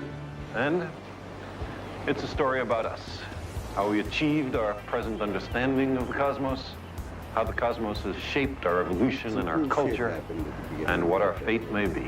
It's September 28th, and sex therapist Dr. Ruth Westheimer's radio show, Sexually Speaking, hit airwaves in New York City. Question. Yeah. I'm having a relationship with a cousin of mine. Do you use contraceptives? By 1983, Dr. Ruth's show was the top-rated radio show in the Big Apple. And by 1984, the Dr. Ruth show would mark its syndication starting point. My show, the only one that touches him is me. Way to rebound and win, Philly. This team is just an unbelievable baseball team right now. We could beat anybody in the world. It's hard to mention the 80s and not talk about the Gipper. Former Western actor and star of Bedtime for Bonzo, Ronald Reagan became President-elect Reagan after defeating incumbent President Jimmy Carter. As you'll see in some coming videos, Reagan's jelly bean-stained fingerprints will be all over the decade to come. Mexico is showing the world this new way of fighting cancer through non-specific metabolic therapies. God bless you all. Steve McQueen. He died this morning in another Mexican clinic. His heart stopped beating after doctors removed one of the tumors. McQueen was just 50. For all the extreme sports fans, we go to West Virginia at the New River Gorge Bridge, which was the starting point of base jumping. Parachutists first jumped off the 876-foot bridge, then presumably landed gently in the New River. We go now to the Superdome in New Orleans. It's round 7 of their second bout between Roberto Duran and Sugar Ray Leonard. A frustrated Duran, unable to keep up with the faster, craftier Sugar Ray, simply turned around and threw in his own towel, saying the now iconic "No mas," stunning the boxing world. Duran has quit! Roberto Duran has quit! There can be no other explanation! Leonard was a winner by TKO. America's dad Tom Hanks got his big chance on the sitcom Bosom Buddies, a show about two men dressing up like women in order to save money on rent. The biggest movie star and comedian of the 80s, a then 19-year-old Eddie Murphy, was featured on Saturday Night Live's Weekend Update for the first time. Eddie would quickly become a regular cast member the following year in 1981. This turkey has the same amount of nutrition as a T-bone steak.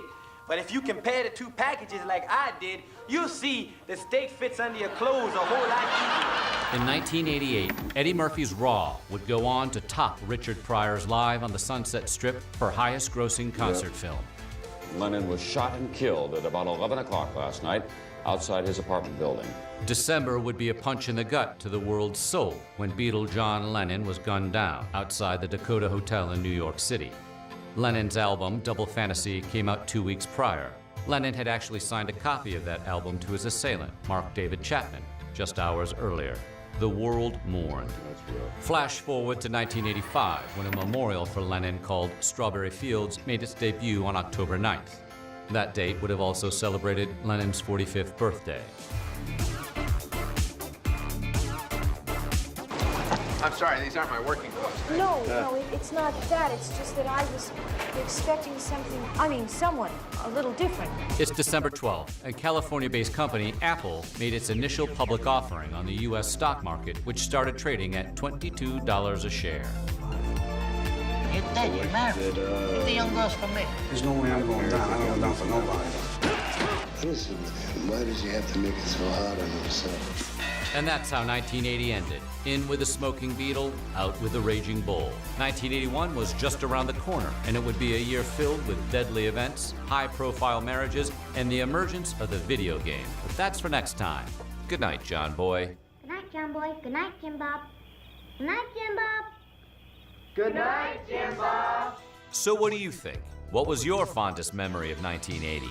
Let us know in the comments below, and while you're at it, check out some of these other only about the 1980s videos.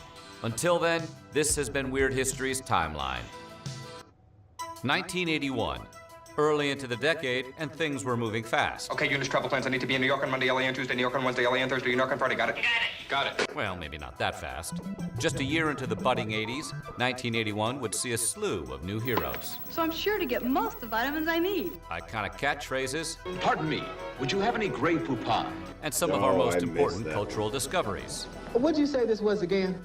Today, we're chronicling 1981 from January to December and talking about the news, culture, sports, and entertainment, and all that was weird in the year. This is Timeline. Today, it's all 1981. But before we get going, be sure to subscribe to the Weird History channel and let us know in the comments below your favorite 80s memory. Now, are you ready to get on to 81? What's happening? This is 1981. On January 12th, Dynasty premiered, and America was introduced to the Carringtons, a filthy rich family from Denver, Colorado. Good evening, Mrs. Carrington. And how has your day been? Dynasty was created to counter another show about filthy rich people, with the wildly successful Dallas on CBS. Flash forward to December 4th. CBS would counter ABC's Counter with Lorenzo Lamas and the show Falcon Crest, a show about filthy rich people, but this time they're in Napa Valley. Chase is of the opinion that vineyard is his to keep. You know you ought to let me handle this. On January 16th, while claiming he was walking out of a Detroit bar, ex-heavyweight champion Leon Spinks was jumped and cold-cocked by robbers. Police say Spinks reported his assailants left him naked. When Leon regained his senses, he found out the muggers had stolen not only $45,000 of jewelry, but also his gold teeth. We're not sure if they got the fillings as well.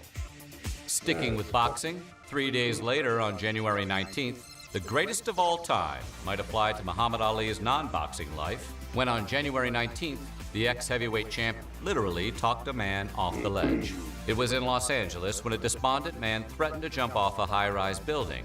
Ali drove down to the building and talked to the man, telling him, "You're my brother. I love you, and I couldn't lie to you." Soon after, Ali put his arm around the man and guided him back inside.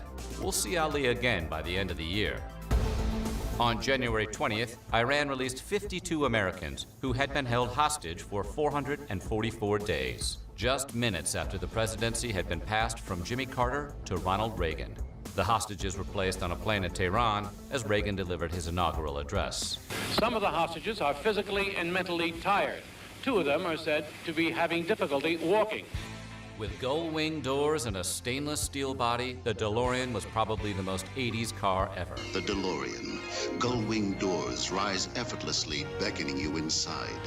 The car would be forever etched in our pop culture hearts when Dr. Emmett Brown transformed the DeLorean into a time machine when Back to the Future premiered on July 3rd, 1985. 88 miles per hour! February proved that life is indeed a stage as the Canadian power rock trio Rush released moving pictures on the 12th. After this, air drumming would never be the same. As the SNL cast took the main stage for their goodnights on February 21st, Charlene Tilton asked Charlie Rocket how he felt being shot. It was a callback to an earlier Dallas skit during the show, where Rocket played the recently assassinated J.R. Ewing. I'll get that Charlie Rocket if it's the last thing I ever do. Rocket told Tilton, "Oh man, it's the first time I've ever been shot in my life. I'd like to know who did it." Whoops. Rocket was fired before the season finale.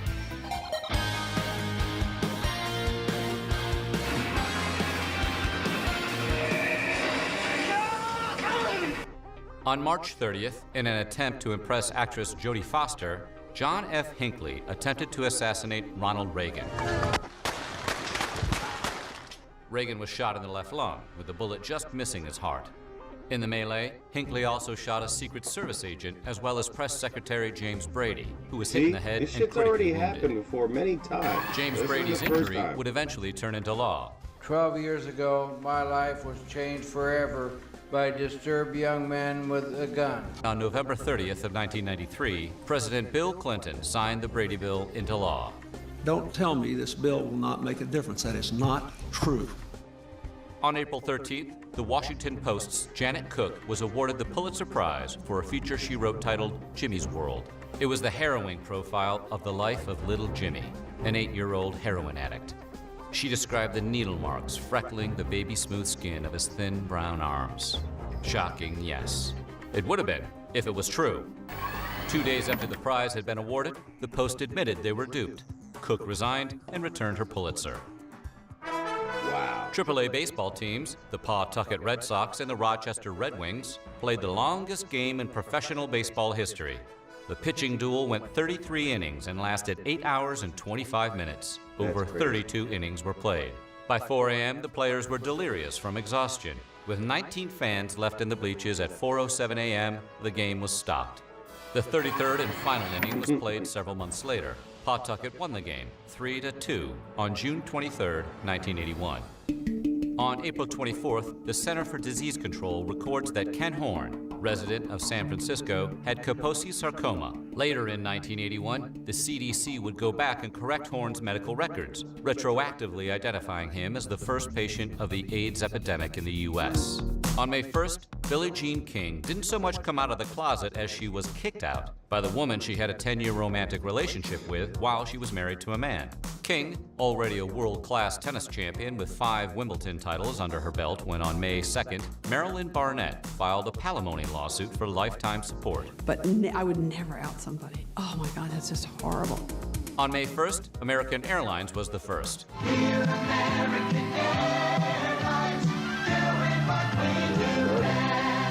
When they launched American Airlines Advantage, the first frequent flyer loyalty program. Money can't buy life were Bob Marley's last words to his son Ziggy. Marley passed from skin cancer. The melanoma had spread from under his toe, a symptom of already existing cancer, not by an injury during a football match as the incorrect reports first stated. Marley was only 36 years old when he passed. Flash forward to 3 years later on May 8th of 1984, when Bob Marley's Legend would be released, which would end up in just about every college student's music collection ever. On May 13th in St. Peter's Square in Vatican City, Mehmet Ali Agca attempted to assassinate Pope John Paul II. The Pope was struck 4 times, suffering severe blood loss. Agca was immediately apprehended. Willing to turn the other cheek, the Pope visited Agca in the prison cell he was to spend the rest of his life. They spoke privately for some time, and the Pope said they became friends. The Pope later requested Agca's pardon in 2000, which Italian officials granted. He said this week that he'd applied for Polish citizenship, but had been turned down. Originally written in 1974 for Rod 76%. Stewart, Betty Davis We won't Eyes get by into Kim it before I Carnes go would to hit bed. number 1 But, on May 16th and stay in the charts for the next 9 weeks. You'll find McRib in the middle is swimming in sauce. It's McRib. Very few fast food culinary creations have quite the lore around them as the McRib. A creation of both an animal scientist and a fine dining chef, the McRib is the fast food white whale, appearing seemingly at random and disappearing just as quickly. The McRib would go on to be on and off McDonald's menu for years, first vanishing in 1985. Only here for a limited time. But returning in 1994. This May, it's McDonald's McRib sandwich. Then doing farewell tours in 2005. It's McRib time. 2006. McRib is back. And 2007. It's back. The McRib. It's hard to be sad about something that's gone when it's never really left. A daredevil by the name of Daniel Goodwin climbed the Sears Tower in Chicago, all while wearing a Spider-Man costume on May 25th. Goodwin was able to climb the 1,454-foot, 110-story building, not from being bitten by a radioactive spider, but by using suction cups and hooks. After he triumphantly reached the summit of Sears, Goodwin was greeted with handcuffs. Spider-Man was charged with misconduct, criminal trespass, and criminal damage to property. Dan Goodwin has captured the imagination of the public as well as Sears. The month of June featured a mix of famous media moments. Sometimes I feel I'm scared to live. Snakes. Why did it have to be snakes? You cannot be serious! That ball was on the line! Chalk flew up! The Solar Challenger succeeded in completing the 165-mile flight across the English Channel on July 7th. It was the world's first solar-powered airplane to do so. Oh, how sweet it is. Because on the same day, artificial sweetener, or aspartame, was approved by the FDA. 2 days later, on July 9th, the barrel-throwing gorilla, Donkey Kong, made his debut appearance in arcades across America. Creator Shigeru Miyamoto was tasked with redesigning a game called Radar Scope, based on the love triangle between Popeye, Olive Oil, and Blue. I don't believe I can. I could, actually.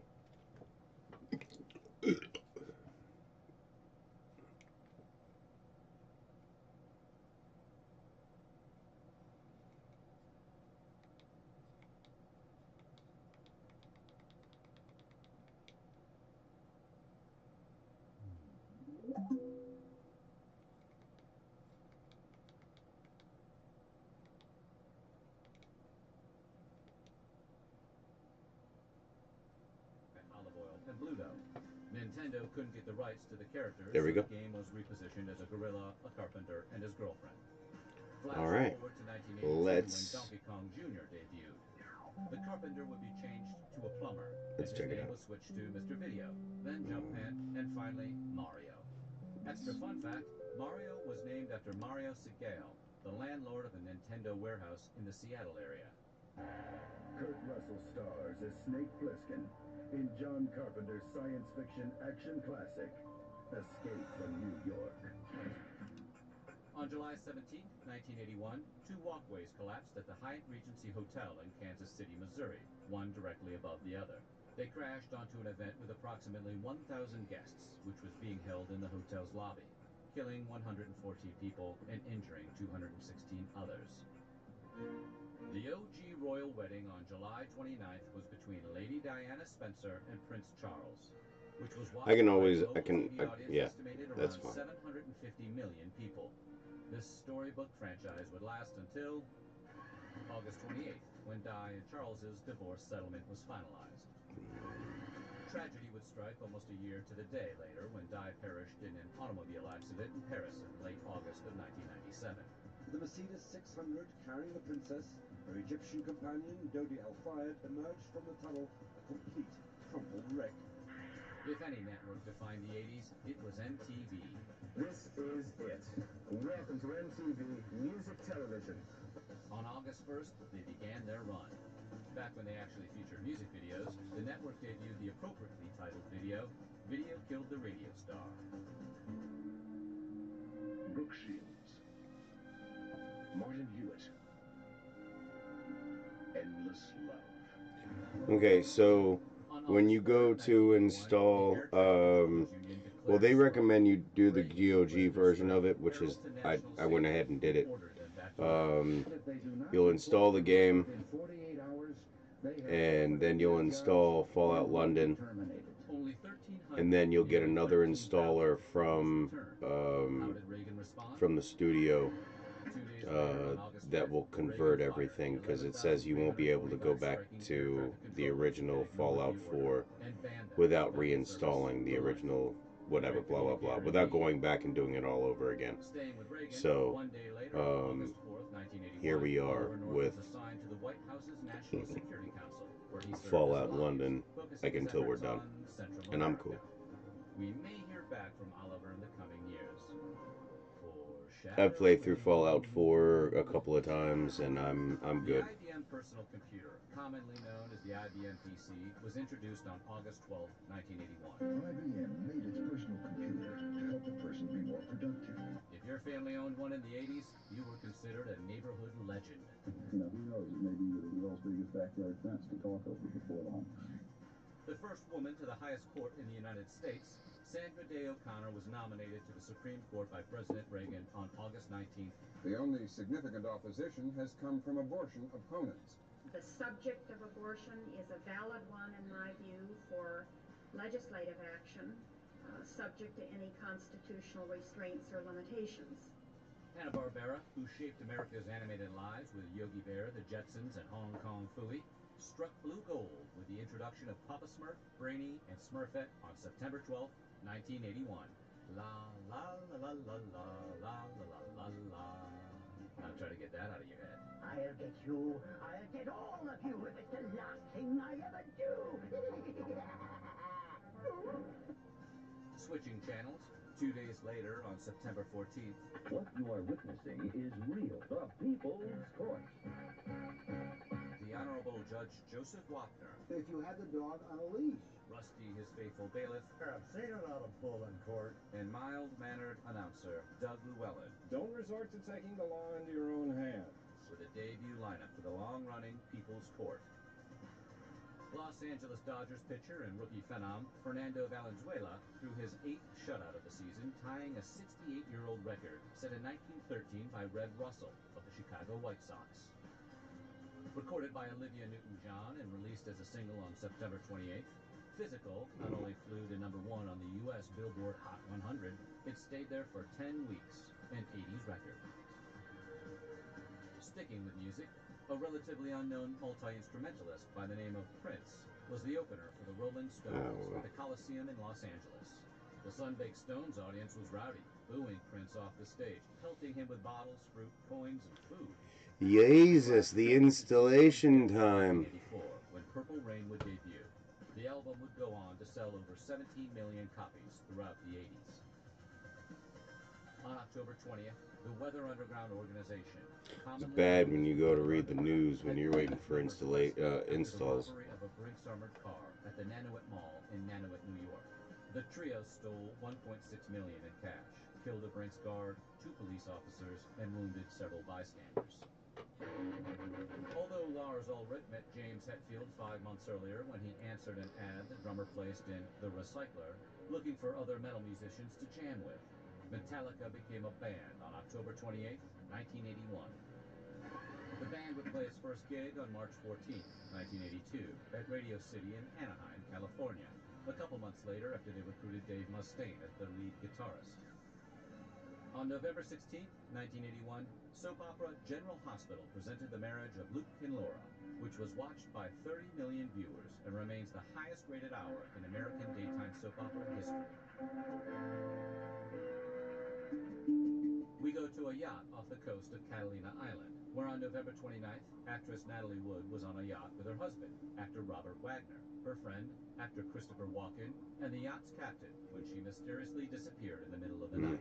Wood's body was found a mile away the next morning, and her death was ruled an accidental drowning. despite a litany of suspicious facts and contradictory accounts from her three companions. Now, we've said from the beginning that we don't think she was knocked unconscious when she went in the water. The LA County coroner ruled Natalie Wood's death that it was an accidental drowning. However, when the case was reopened in 2011, the new report could not conclude whether or not Wood's injuries were accidental. Wagner and Walken have always maintained they don't know what happened. The cause of death was changed from accidental drowning to undetermined. More true crime. After spending nearly 5 months on the run, adult film star John Holmes was arrested in Florida on December 4th, 1981. For his involvement in the June 29th home invasion, armed robbery, and murder of a small gang of big-time drug dealers, which would become known as the Wonderland murders. Okay. It was on December 11th. That's an old story then. Okay, maybe it's just getting litigated now. It was estimated that the champ, who was already showing signs of Parkinson's in 1981, had absorbed 200,000 hits during his career. Unanimous decision for Trevor Burbick. As far as Trevor Burbick goes, we'll see his part in the boxing record books later, but that's for another year. We're going to 1982 next, where a future sports icon would get his first shot on the biggest stage. A weatherman from Indiana would change late-night TV, and America would start dancing to zombies. Until then, this has been Weird History's Timeline. Got a deal, good. I'm putting you down to deal with Dick. Dick, what's the deal with the deal? Are we dealing? We're dealing. David's the deal with Don Dorf and Dick. So what do you think? What was your favorite memory of 1981? Let us know in the comments below. And while you're at it, check out some of these other only about the 1980s videos from our Weird History.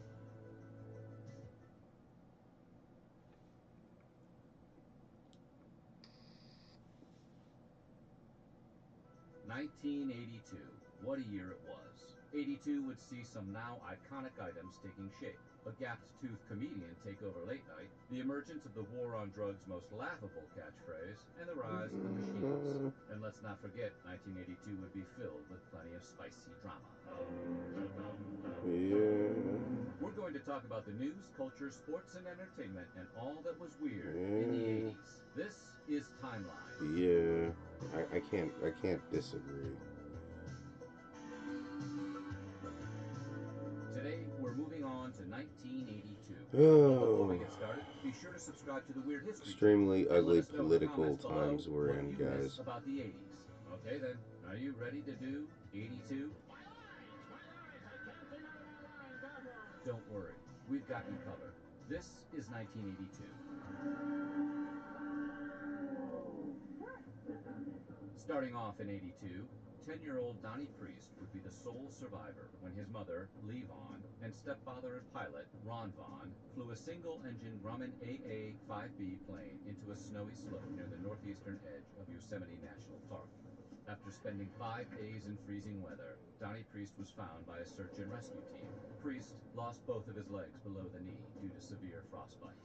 Switching to the courts, the Honorable William Ray Overton voted in favor of Act 590 on January 5th, 1982, also known as the Arkansas Balanced Treatment Act, which was a law that required the teaching of creationism in classrooms. Kids got a dose of real science with the theory of evolution, Charles Darwin, and genetics, as well as creation myths, Noah's Ark and Adam and Eve. We go to Cuba, where Ubra Blanca was a cow, but not just any cow.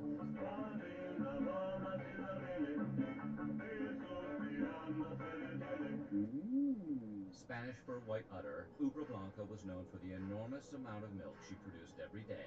In Cuba, on January 5th, 1982, Ubra Blanca produced 110 liters of milk. That's 29 gallons to us Americans. This really impressed Fidel Castro.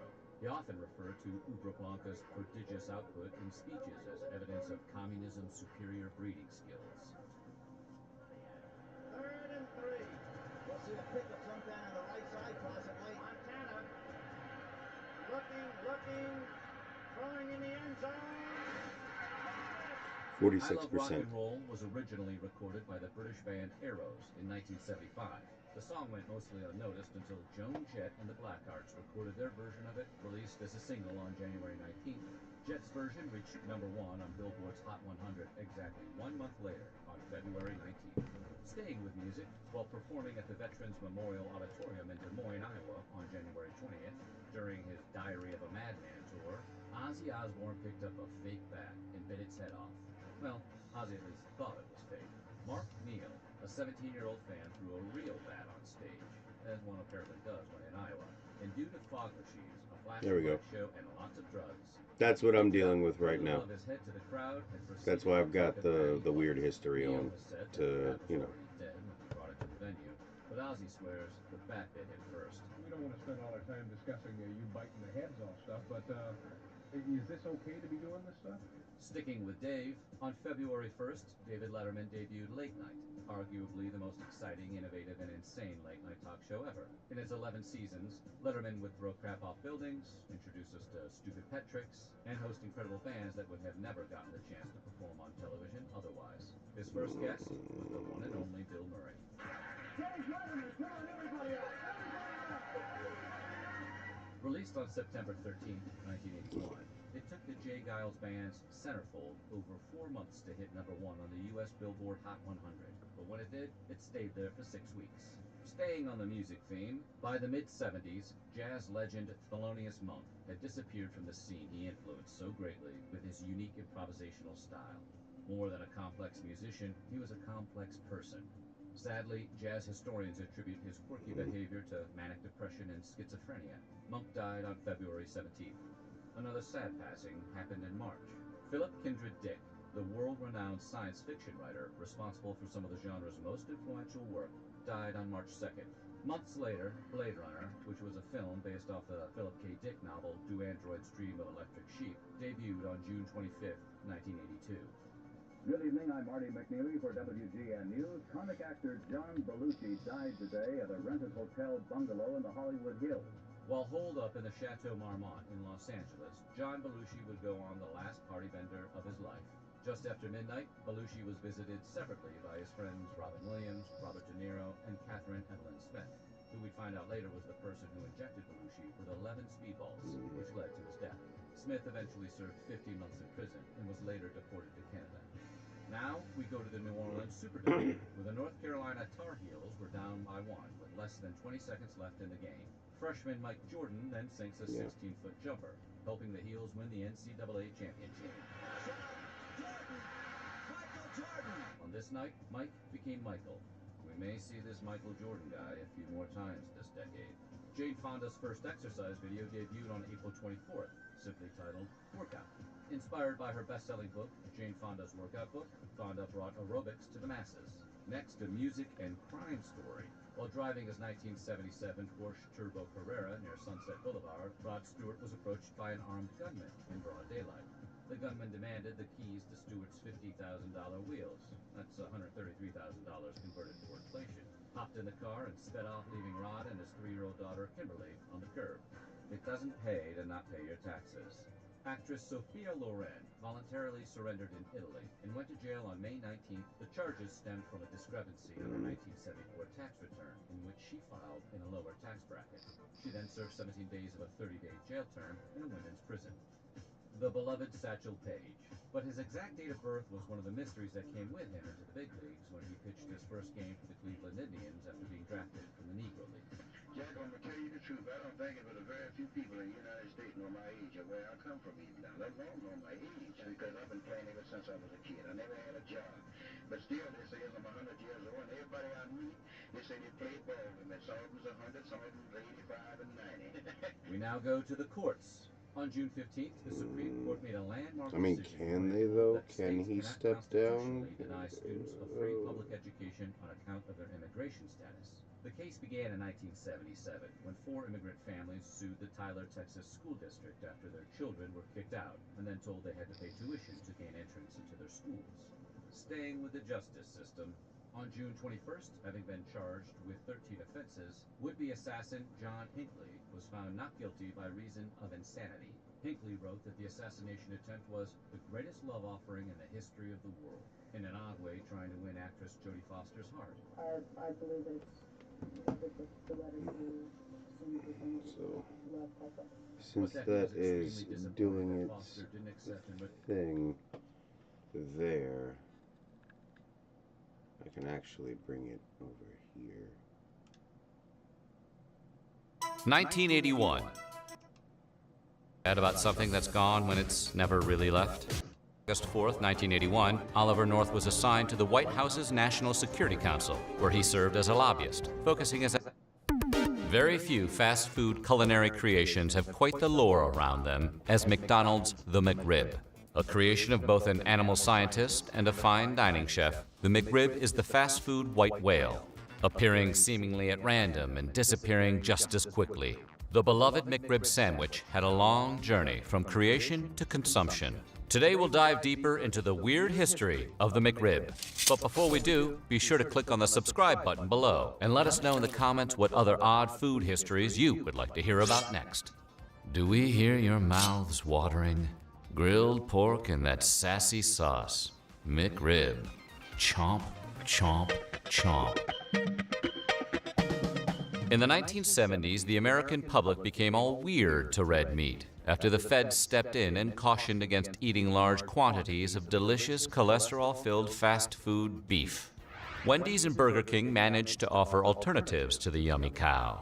But McDonald's fish dish, the Filet-O-Fish, wasn't exactly a huge catch. How can you not love square fish in tartar sauce?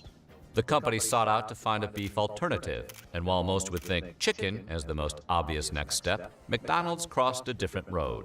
The National Pork Producers Council comes into this story when they partnered with McDonald's to produce the other white meat, pork. Total conversion for Fallout 4 into Fallout London. That's why. In the late 1960s and early 70s, McDonald's and the United States military both had a meat budgeting crisis. To solve that problem, both military brass and Mayor McCheese turned to the not scary at all sounding animal scientists to remove the expensive out of the expensive edible meat. This equation used restructured meat, which was an invention of animal scientist Roger Mandigo. After nearly a decade of trial and error, in which the errors are best not to think about, Mandigo found a way to use cheaper cuts of meat.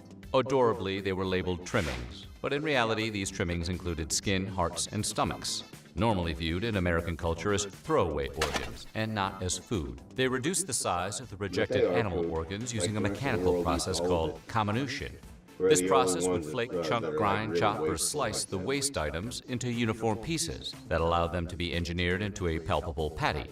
After that, the inclusion of salt and water would trigger an extraction of proteins that allowed the meats to adhere together and become one big, happy, meaty slab. Though this sounds like not ideal food, it's perfectly safe to eat, and this technique changed the game for many meat products, including military MREs, meals ready to eat, and frozen chicken nuggets, some even shaped like little dinosaurs. This process was so revolutionary, it was inducted into the Meat Industry Hall of Fame, which exists, and I want to go there. It does sound interesting. Two people contributed to the success of the McRib. Assuming the millions of humans who purchased and consumed one are to be ignored, Roger Mandigo, our food Dr. Frankenstein from earlier, who created boneless pork from scratch, since most pigs found in nature have bones, and gourmet chef René Arend, who made that science experiment a craveable, edible sandwich. Chef Arend was first in his class at the College Technique de Strasbourg and the head chef of the fancy Chicago restaurant Whitehall Club, before being recruited over to the Golden Arches by Ray Kroc himself. His mission? Research and develop for the fast food empire. Today, that would be like if celebrity chef Jose Andres were to suddenly start hawking Taco Bell's Doritos Loco Taco. McDonald's felt their new lab-created meat, but still real meat, needed its own PR spin to get people on board. But I mean, who can't get on board with a smushed meatish part party smothered in barbecue sauce? I'm on board. Arend's legacy at McDonald's goes beyond the McRib. His contributions to our fast food history can't be understated. For starters, he developed the legendary original 3 McDonald's dipping sauces. That's barbecue, hot mustard, and sweet and sour. Legend. Hard to imagine eating a chicken McNugget without that tiny vat of sweet and sour sauce and then slowly feeling disappointed by life minutes later when it's gone. He's also the man responsible for assuring the public that they were eating ribs by designing the restructured meat patty to be in the shape of a rack of ribs. Because it's much more acceptable to eat a rack of ribs between 2 pieces of bread as a meal than it would be for a regular non-rib shaped patty. If Mandigo had his way, it would have been a pork chop. But Arend thought outside the bun. A real master of his craft, he knew the correct conduit to communicate the sweet and smoky Southern barbecue profile he was aiming for.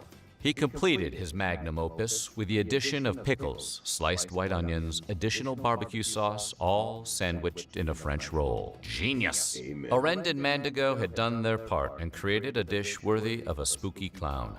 After that, the question became, would the public get on board? Oh, yes. Yes, we will. Arend and Mandigo's baby, a McRib sandwich, was shot out to various McDonald's locations in 1981. With bated breath, the food scientist and the fine dining chef awaited to see how the public would react to their scientific food creation.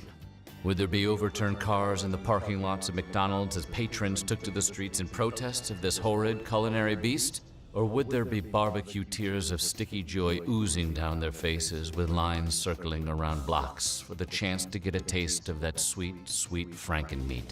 Nope, there was no riots or deaths. The McRib entered into our cultural zeitgeist to mostly tepid applause.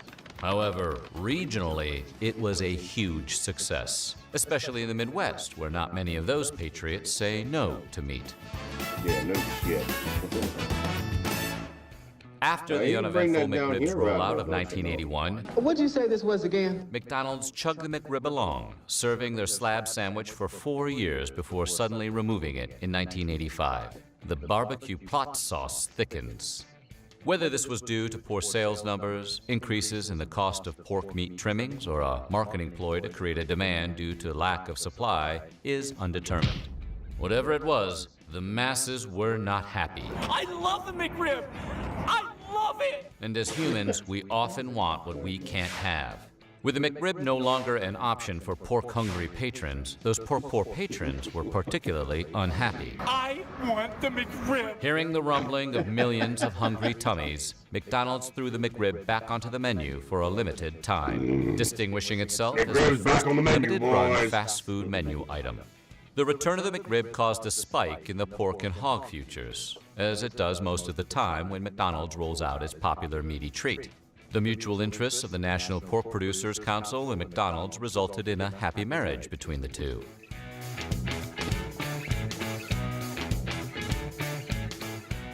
The McRib and McDonald's will they or won't they, here one minute, gone the next, might feel a lot like a marketing ploy, but it was really out of necessity.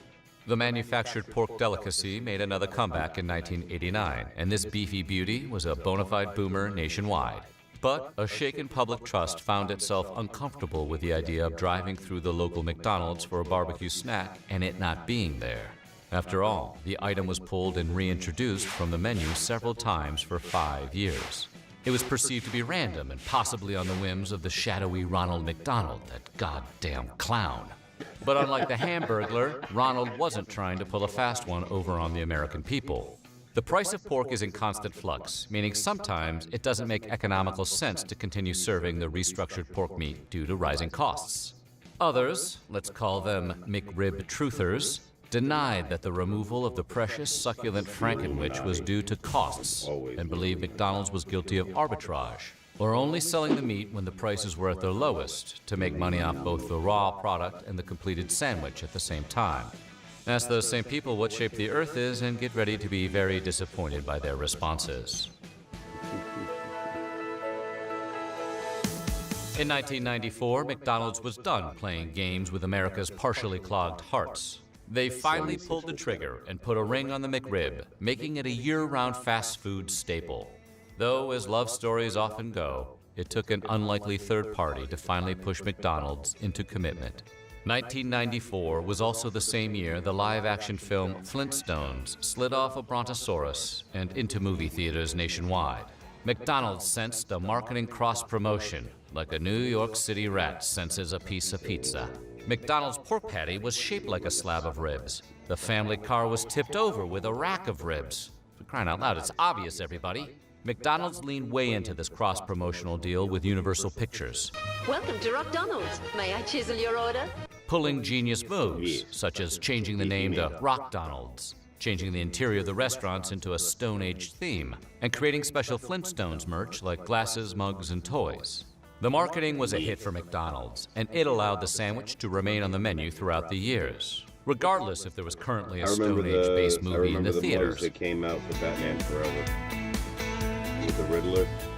And for 10 years, America lived a blissful existence of never going into a McDonald's for a McRib sandwich and leaving disappointed. But as we've learned the hard way over the years, what was made up must come down. And the McRib wasn't here for a long time. It was only here for a good time.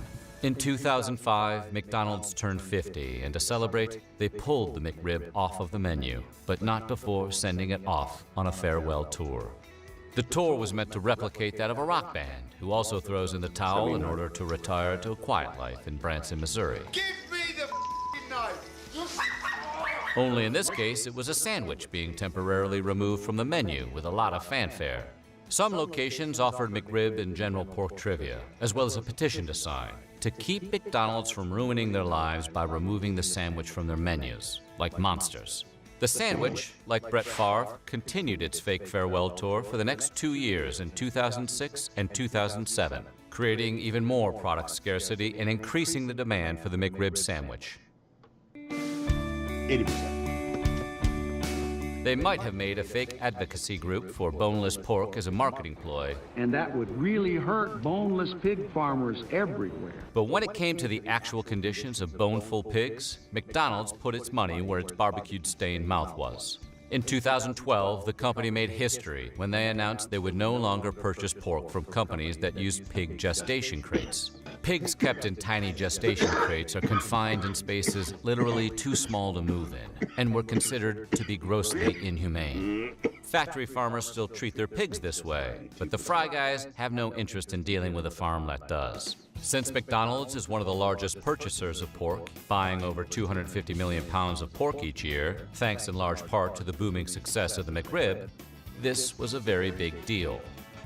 So what do you think? Does a McRib sound so good right now? Let us know in the comments below, and while you're at it, check out some of these other videos from our weird history.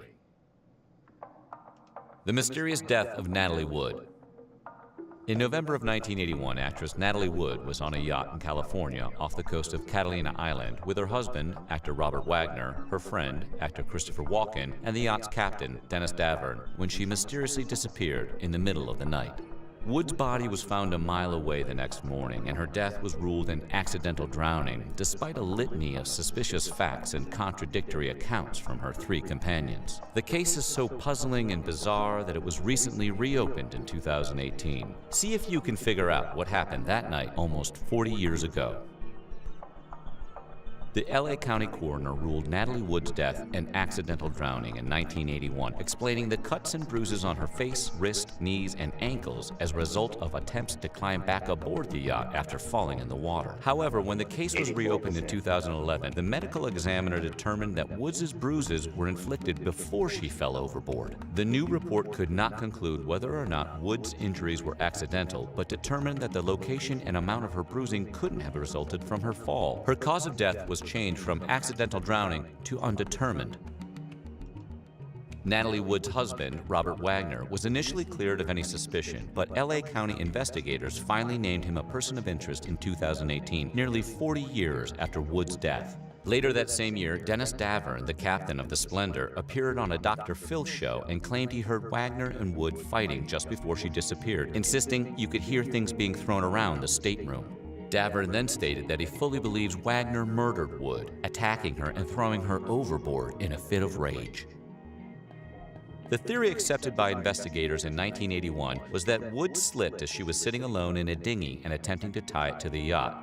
But Wood had a well-documented phobia of water that is dark and of being helpless in it, and Wood's sister Lana insisted that Natalie would never go near that dinghy. Wood's phobia was so severe that it came up several times during her career. While filming Splendor in the Grass, she asked if a scene in a reservoir could be moved to a small tank inside a studio, even though the reservoir was shallow enough to stand in. While filming The Star as a young teenager, Wood was required to jump over the railing of a yacht for a particular scene, but panicked as soon as she hit the water. When the scene was filmed again with a stunt double, the double got tangled in kelp and nearly drowned. In a chilling coincidence, that scene was filmed on a yacht off the coast of Catalina Island, where Wood would ultimately drown decades later. Wood disappeared around 11 p.m., but the coroner ruled her time of death to be approximately midnight. That gap alone is suspicious, but it's only the beginning of the mysterious timetable of events surrounding her death. A ship-to-shore call from the Splendor wasn't placed until 1:30 a.m., which means that nobody aboard attempted to contact authorities for over 3 hours after Wood disappeared, and the Coast Guard wasn't contacted until 3:30 a.m., nearly 5 hours after she vanished. Captain Davern claims Robert Wagner was the cause of the inexplicable delays, as he was unconcerned with his wife's whereabouts. Whether Wagner believed Wood had simply taken the dinghy out to cool off after their argument or was unconcerned for a more sinister reason, no one can say. Wood, Wagner, Christopher Walken, and Captain Davern spent the night of Wood's death downing bottles of champagne at a restaurant. They were so intoxicated when they left that the restaurant manager notified the Harbor Patrol to ensure the four made it back to their yacht safely. Wood's toxicology report revealed her blood alcohol content at 0.14%, which means she was likely blackout drunk at the time of her death. She had also taken painkillers, which, combined with the alcohol, would have made her extremely impaired. A woman on a boat anchored nearby claims she heard Wood's panicked cries for help at around midnight, followed by a man's slurred voice saying, "Oh, hold on, we're coming to get you." The woman says she called Harbor Patrol but got no answer. She then called the sheriff, who told her a search helicopter would be sent, but no helicopter ever arrived. 3 days later, the witness says she received a threatening note warning her, "If you value your life, keep quiet about what you know." Captain Davern told investigators he heard Wagner and Christopher Walken having a loud argument, punctuated by the smashing of a thrown wine bottle just before Wood fell overboard. Davern claims the nature of the argument was Walken's relationship with Wood. In a memoir written decades later, Wagner confirms that he and Walken were having a heated argument over Wood that nearly got physical, but insists that the argument was about career advice Walken had been giving her. Wagner says that Wood left to go to bed and that he and Walken stepped outside to trade blows, but that they ultimately calmed down before a fight broke out. After initially telling investigators that he didn't see anything, Captain Davern now insists that he witnessed Wagner push Wood overboard. Years earlier, Wood's sister Lana claimed that Davern drunkenly called her one night and confessed to what he saw, which seems to corroborate his account. According to Lana, Davern told her that Wagner threw Wood into the ocean and refused to allow the captain to rescue her, saying, "Leave her there, teach her a lesson." Wood and Walken co-starred in the movie Brainstorm and had become close friends. The rumors that they were having an affair became so pervasive that Wagner left the set of his TV series to visit Wood during Brainstorm's filming. Captain Davern claims that Wood was openly flirtatious with Walken at the restaurant the night she drowned, saying they were giggling and touching. She was excited by Christopher. Wood's sister Lana agrees that Natalie had a thing for Walken, but doesn't believe the two ever had an affair. 97%. Wood's body was found a mile away from the yacht, wearing a nightgown, wool socks, and a heavy jacket. Not at all what a person attempting to go out on a dinghy in the middle of the night would be wearing.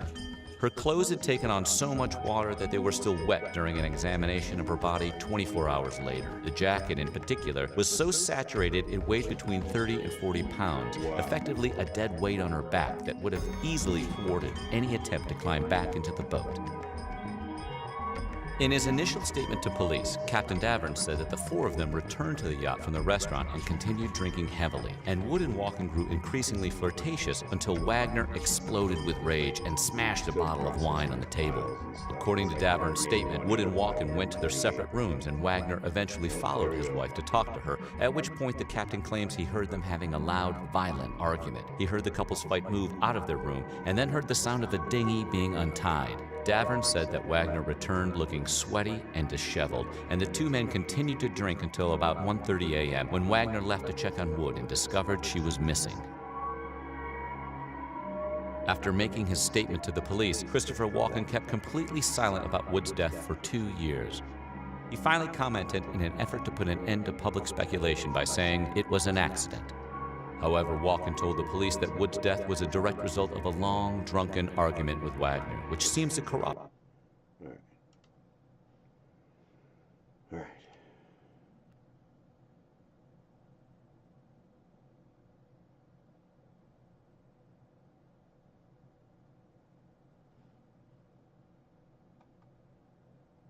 Uh-oh.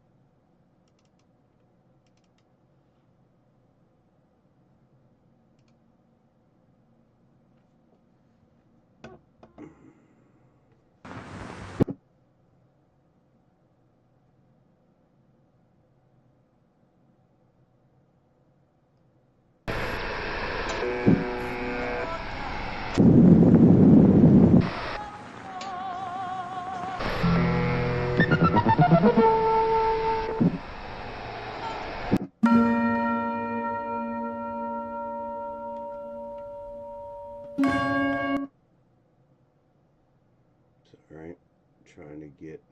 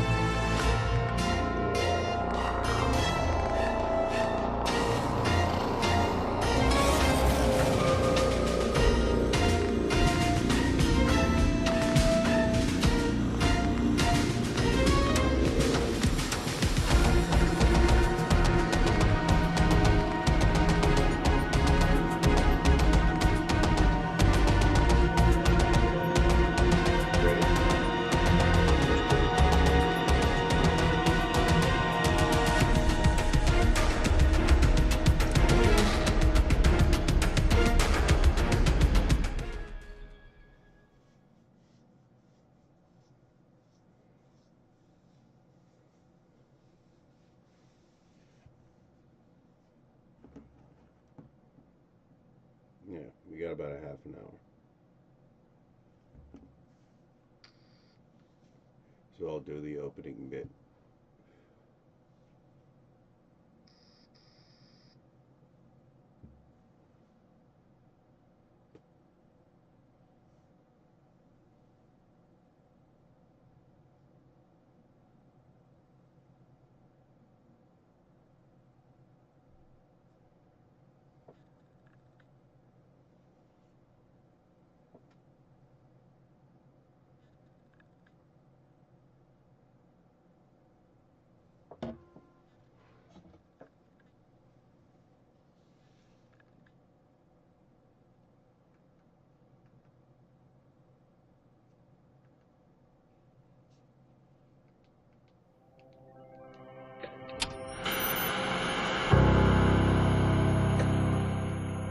War.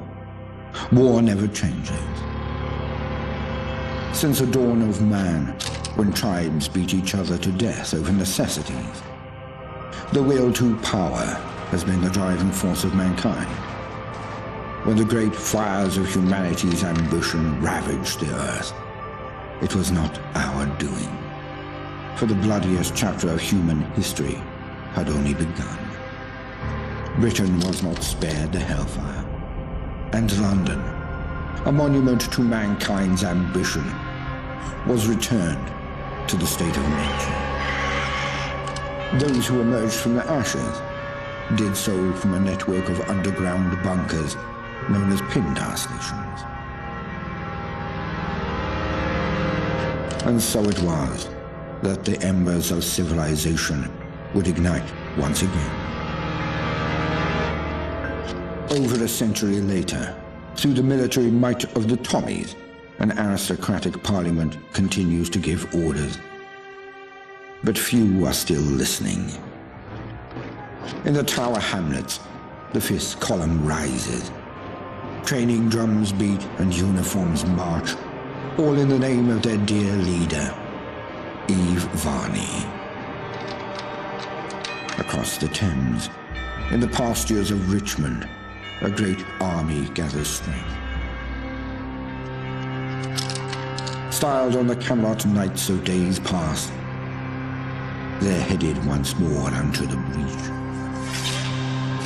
For there are whispers of angels beneath this hallowed land, a curtain of illusion and intrigue, a puppeteer behind the scene.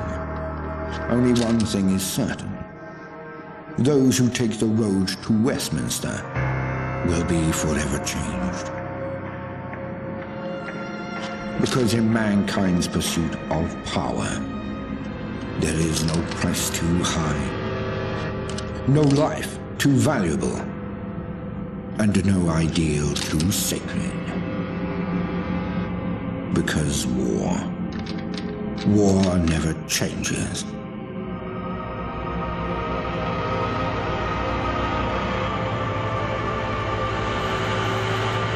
Mind the gap.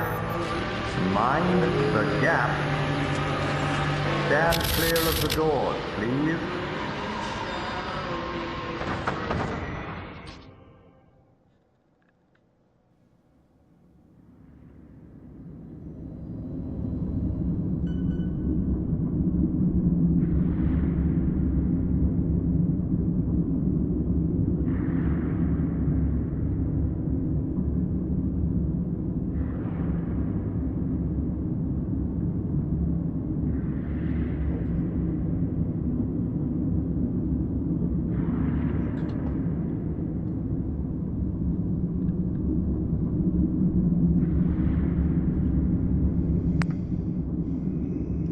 Subject has been performing adequately. No spikes and visuals, nothing unusual. Perfectly usual. Quiet. Smythe will be pleased. How are they in appearance? Uncertain. Perhaps we should take a closer examination.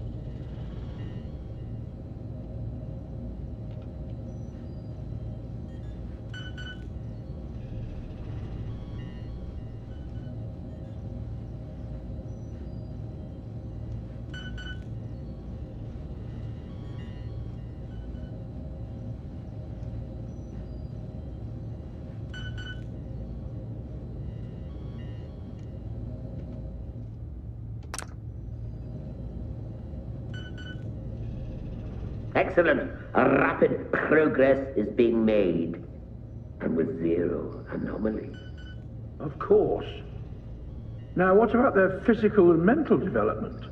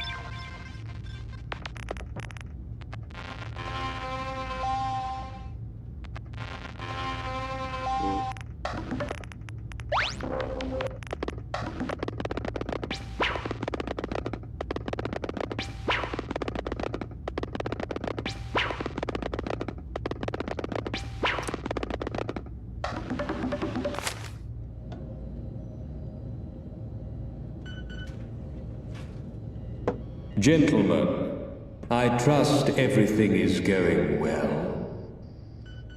Tremendously so. In fact, it may be our best work yet. Good. The subject looks ready for conditioning. Within a week or so, we can wrap up Phase 1. Thank you, sir. I'll set Phase 1 on autopilot. See that it's done.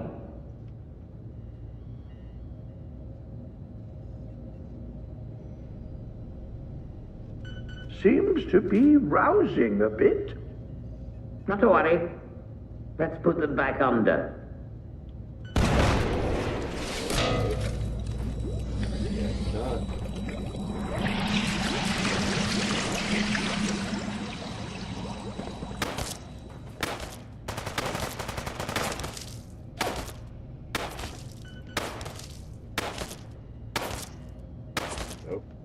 guess I'm going back under regardless of whether I want to or not.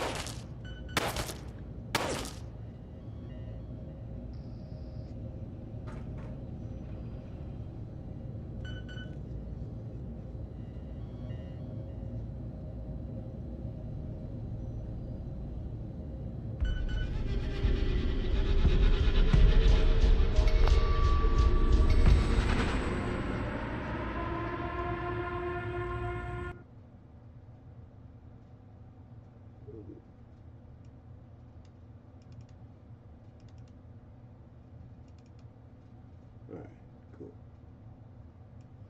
Get this ready, huh?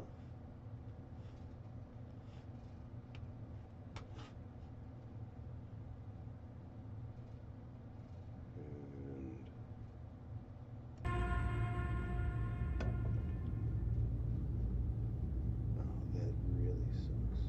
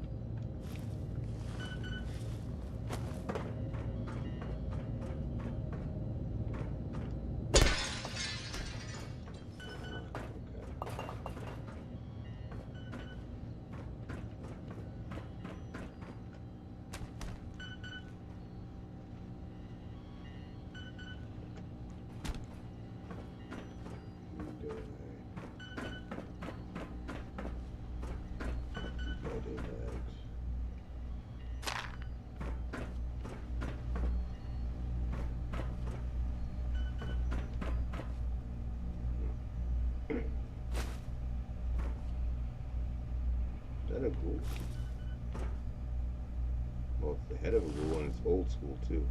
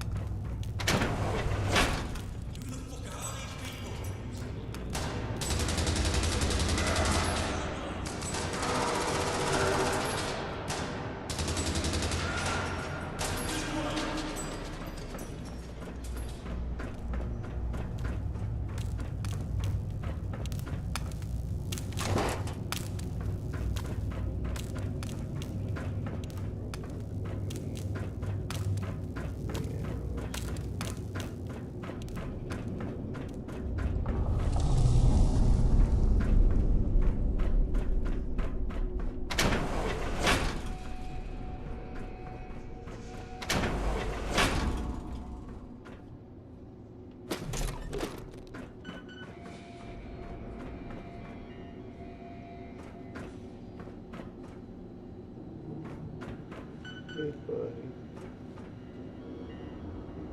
Look good.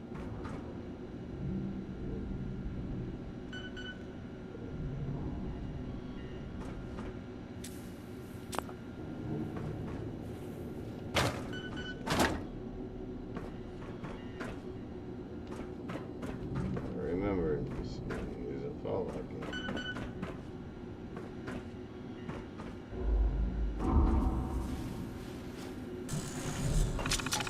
Nice computer.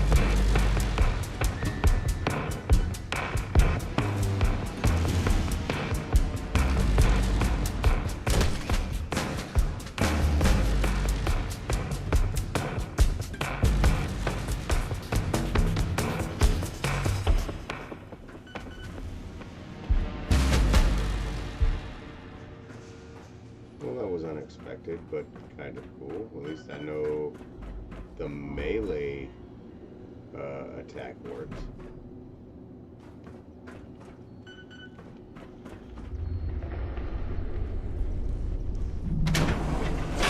Keep pressing F to open things. Like I'm in one side of the room.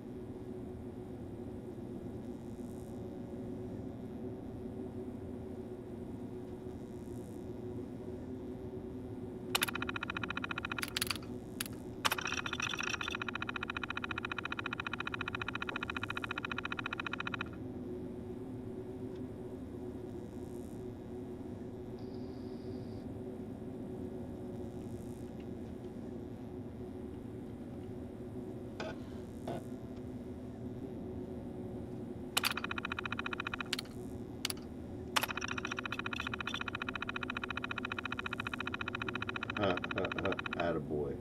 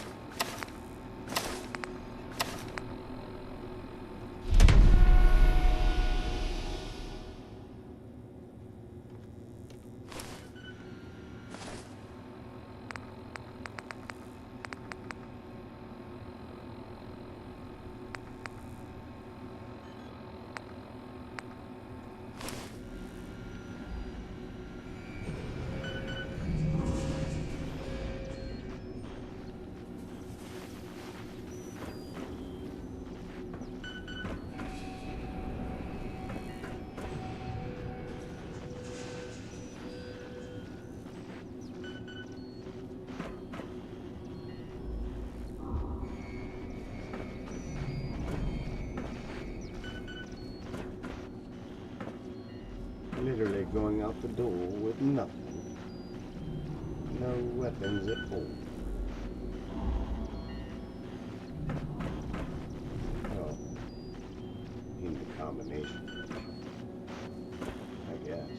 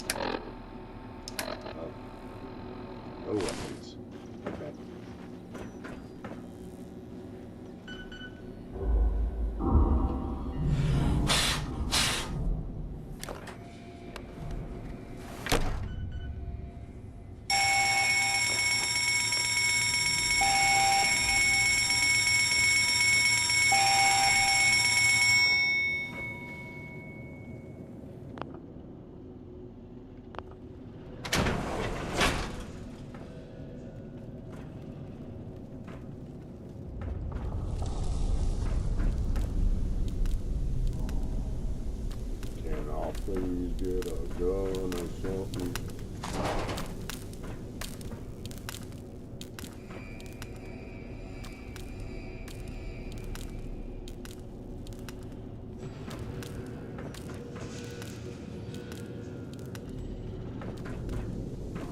It's got no power. The bloody thing won't budge. Ain't nothing, Johnny. You won't use this fucking clock. Winston, you have got us. Yeah, no power. I can be routed from the main network. What the fuck's on the camera? We're outside, look. Ain't they one of the boys? I don't give a fuck. Just get us out of here. They'll have to find the long way. Rerouting to emergency power.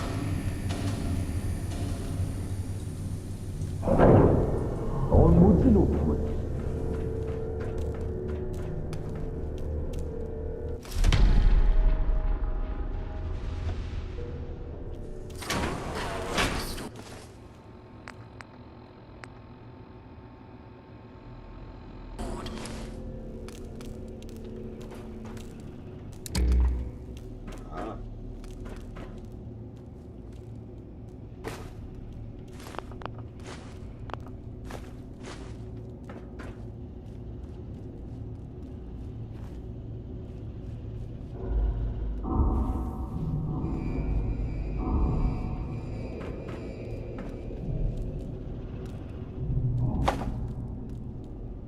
Scales look pretty cool. Everything in here looks cool, pretty cool and distinct from normal Fallout stuff. It's really pretty impressive.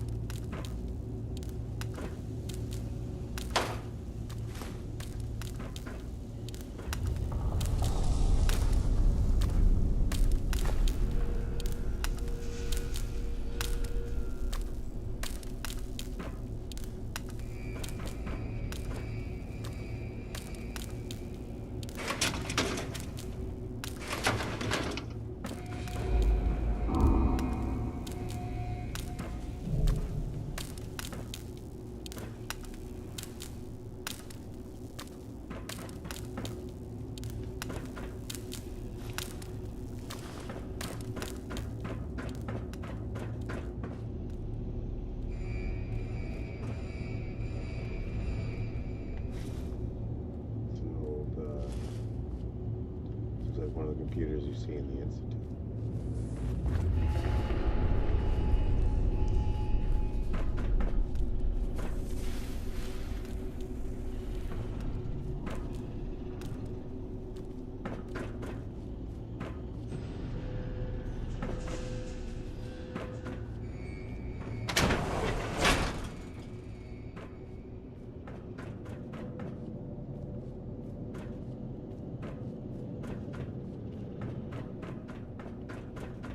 Where are you going? I doubt you'll make it far, someone such as yourself. You were more useful as a lab rat. It's like the mysterious stranger. But alas, it seems I'm not long for this world. It's a shame, really. There was so much I wanted to do. Off you go, then. Be seeing you. Emergency decontamination in effect.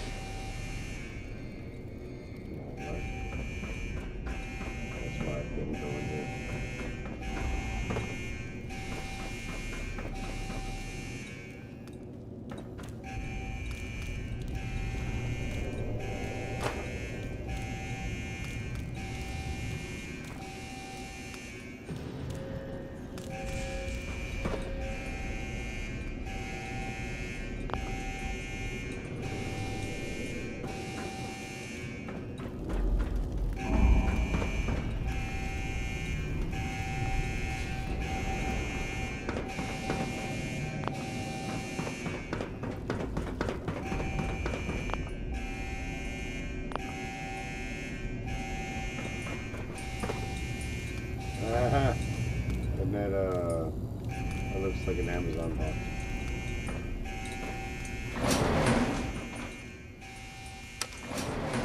Going up.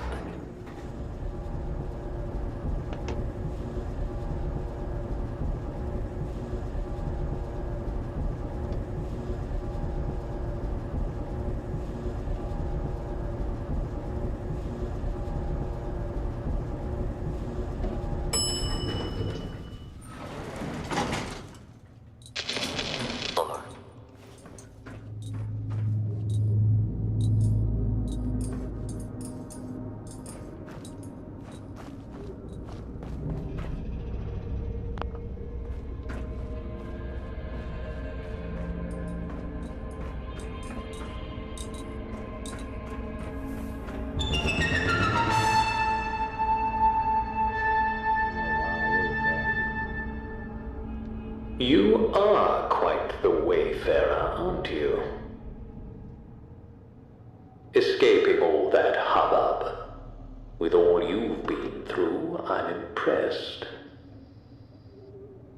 It seems I neglected to introduce myself. Very unprofessional of me. Very. I'm Mr. Smythe. And you? Well, it doesn't matter who you are. Now, I'm sure you have many questions, and perhaps someday I'll answer them. But for now, wayfarer, let's not stand on parade. Since I'm all for giving one a sporting chance, I've unlocked the doors. Go. Stay safe, and remember, mind the gap.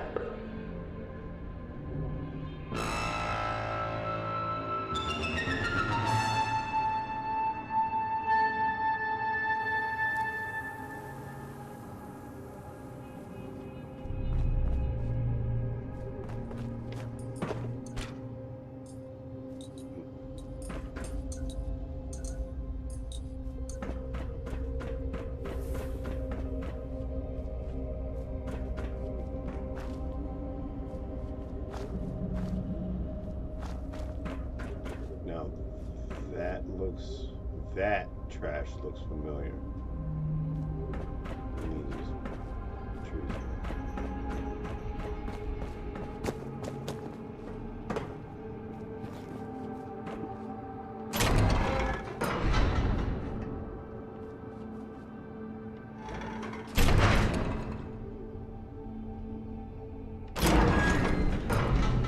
I don't know. I was hoping nothing would happen.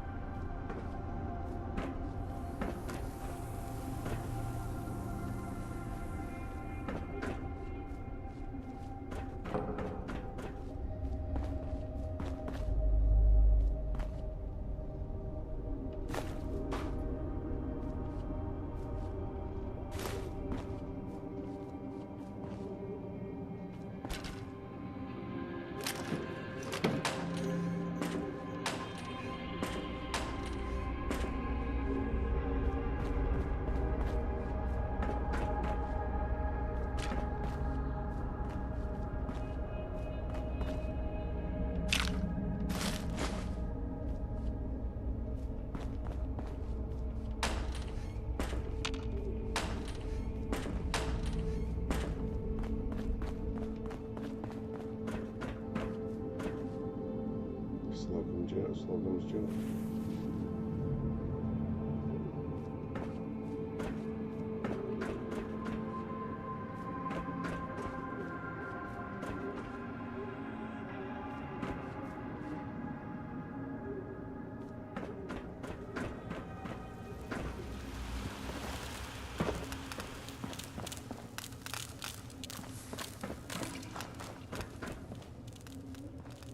Recognize that joke.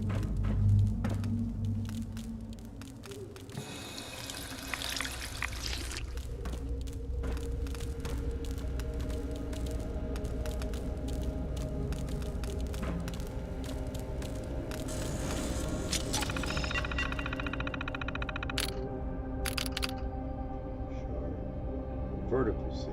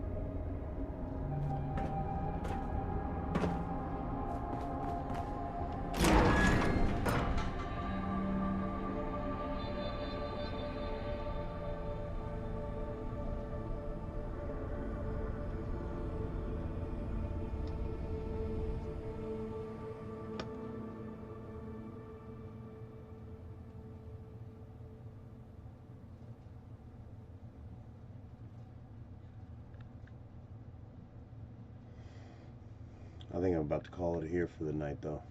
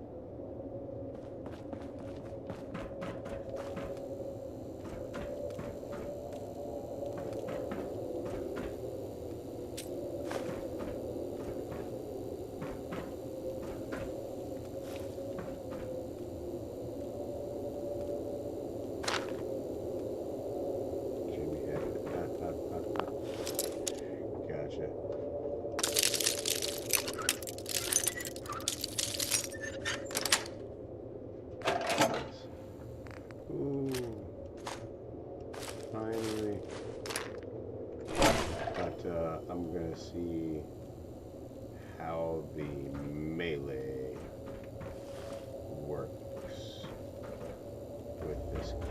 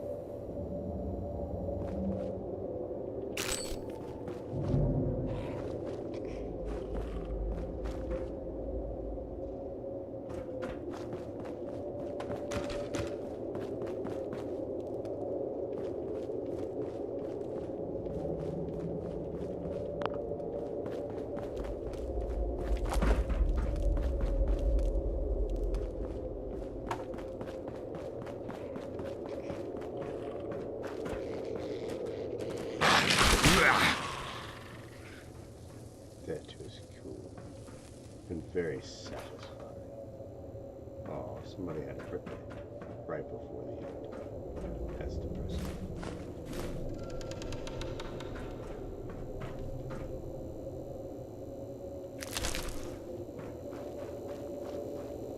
Or maybe this was a birthday store or something. That's what it was. A party store.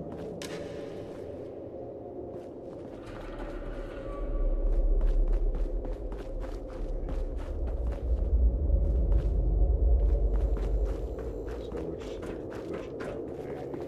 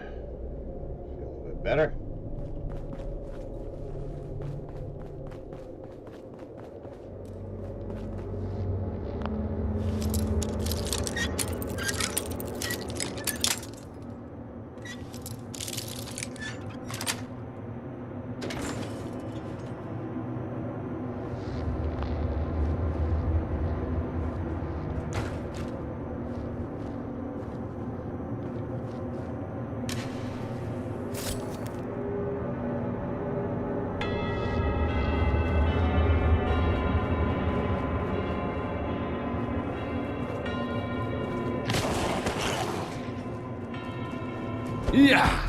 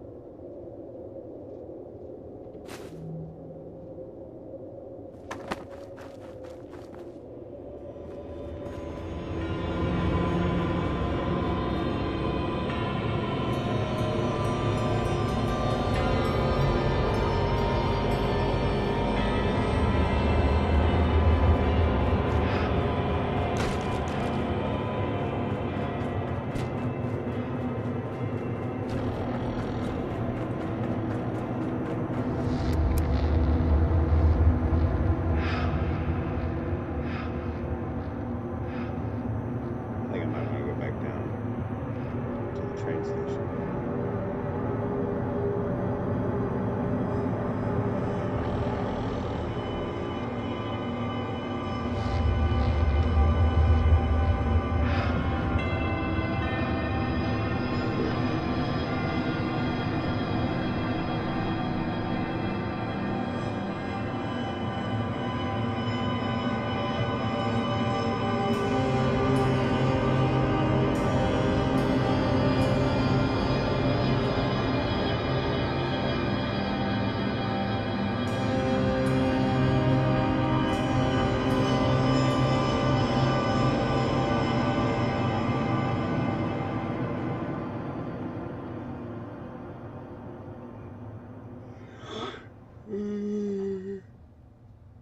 Yeah, time to go to bed.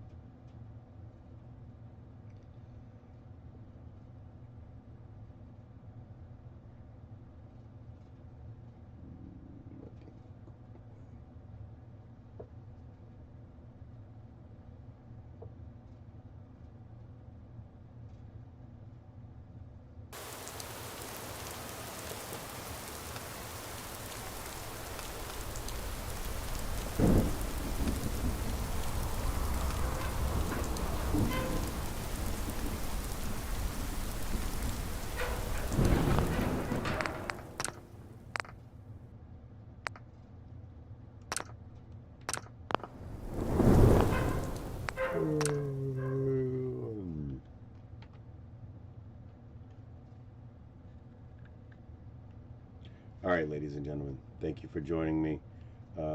Hope you liked the weird history, and I hope you enjoyed the Once Human gameplay as well as the brand new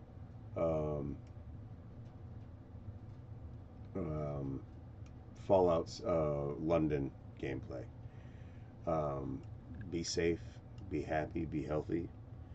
I love you all. Make sure you like, subscribe, share, and all that kind of good stuff, especially if you've made it this far to the end. But I love you all, and I'll see you in the next one.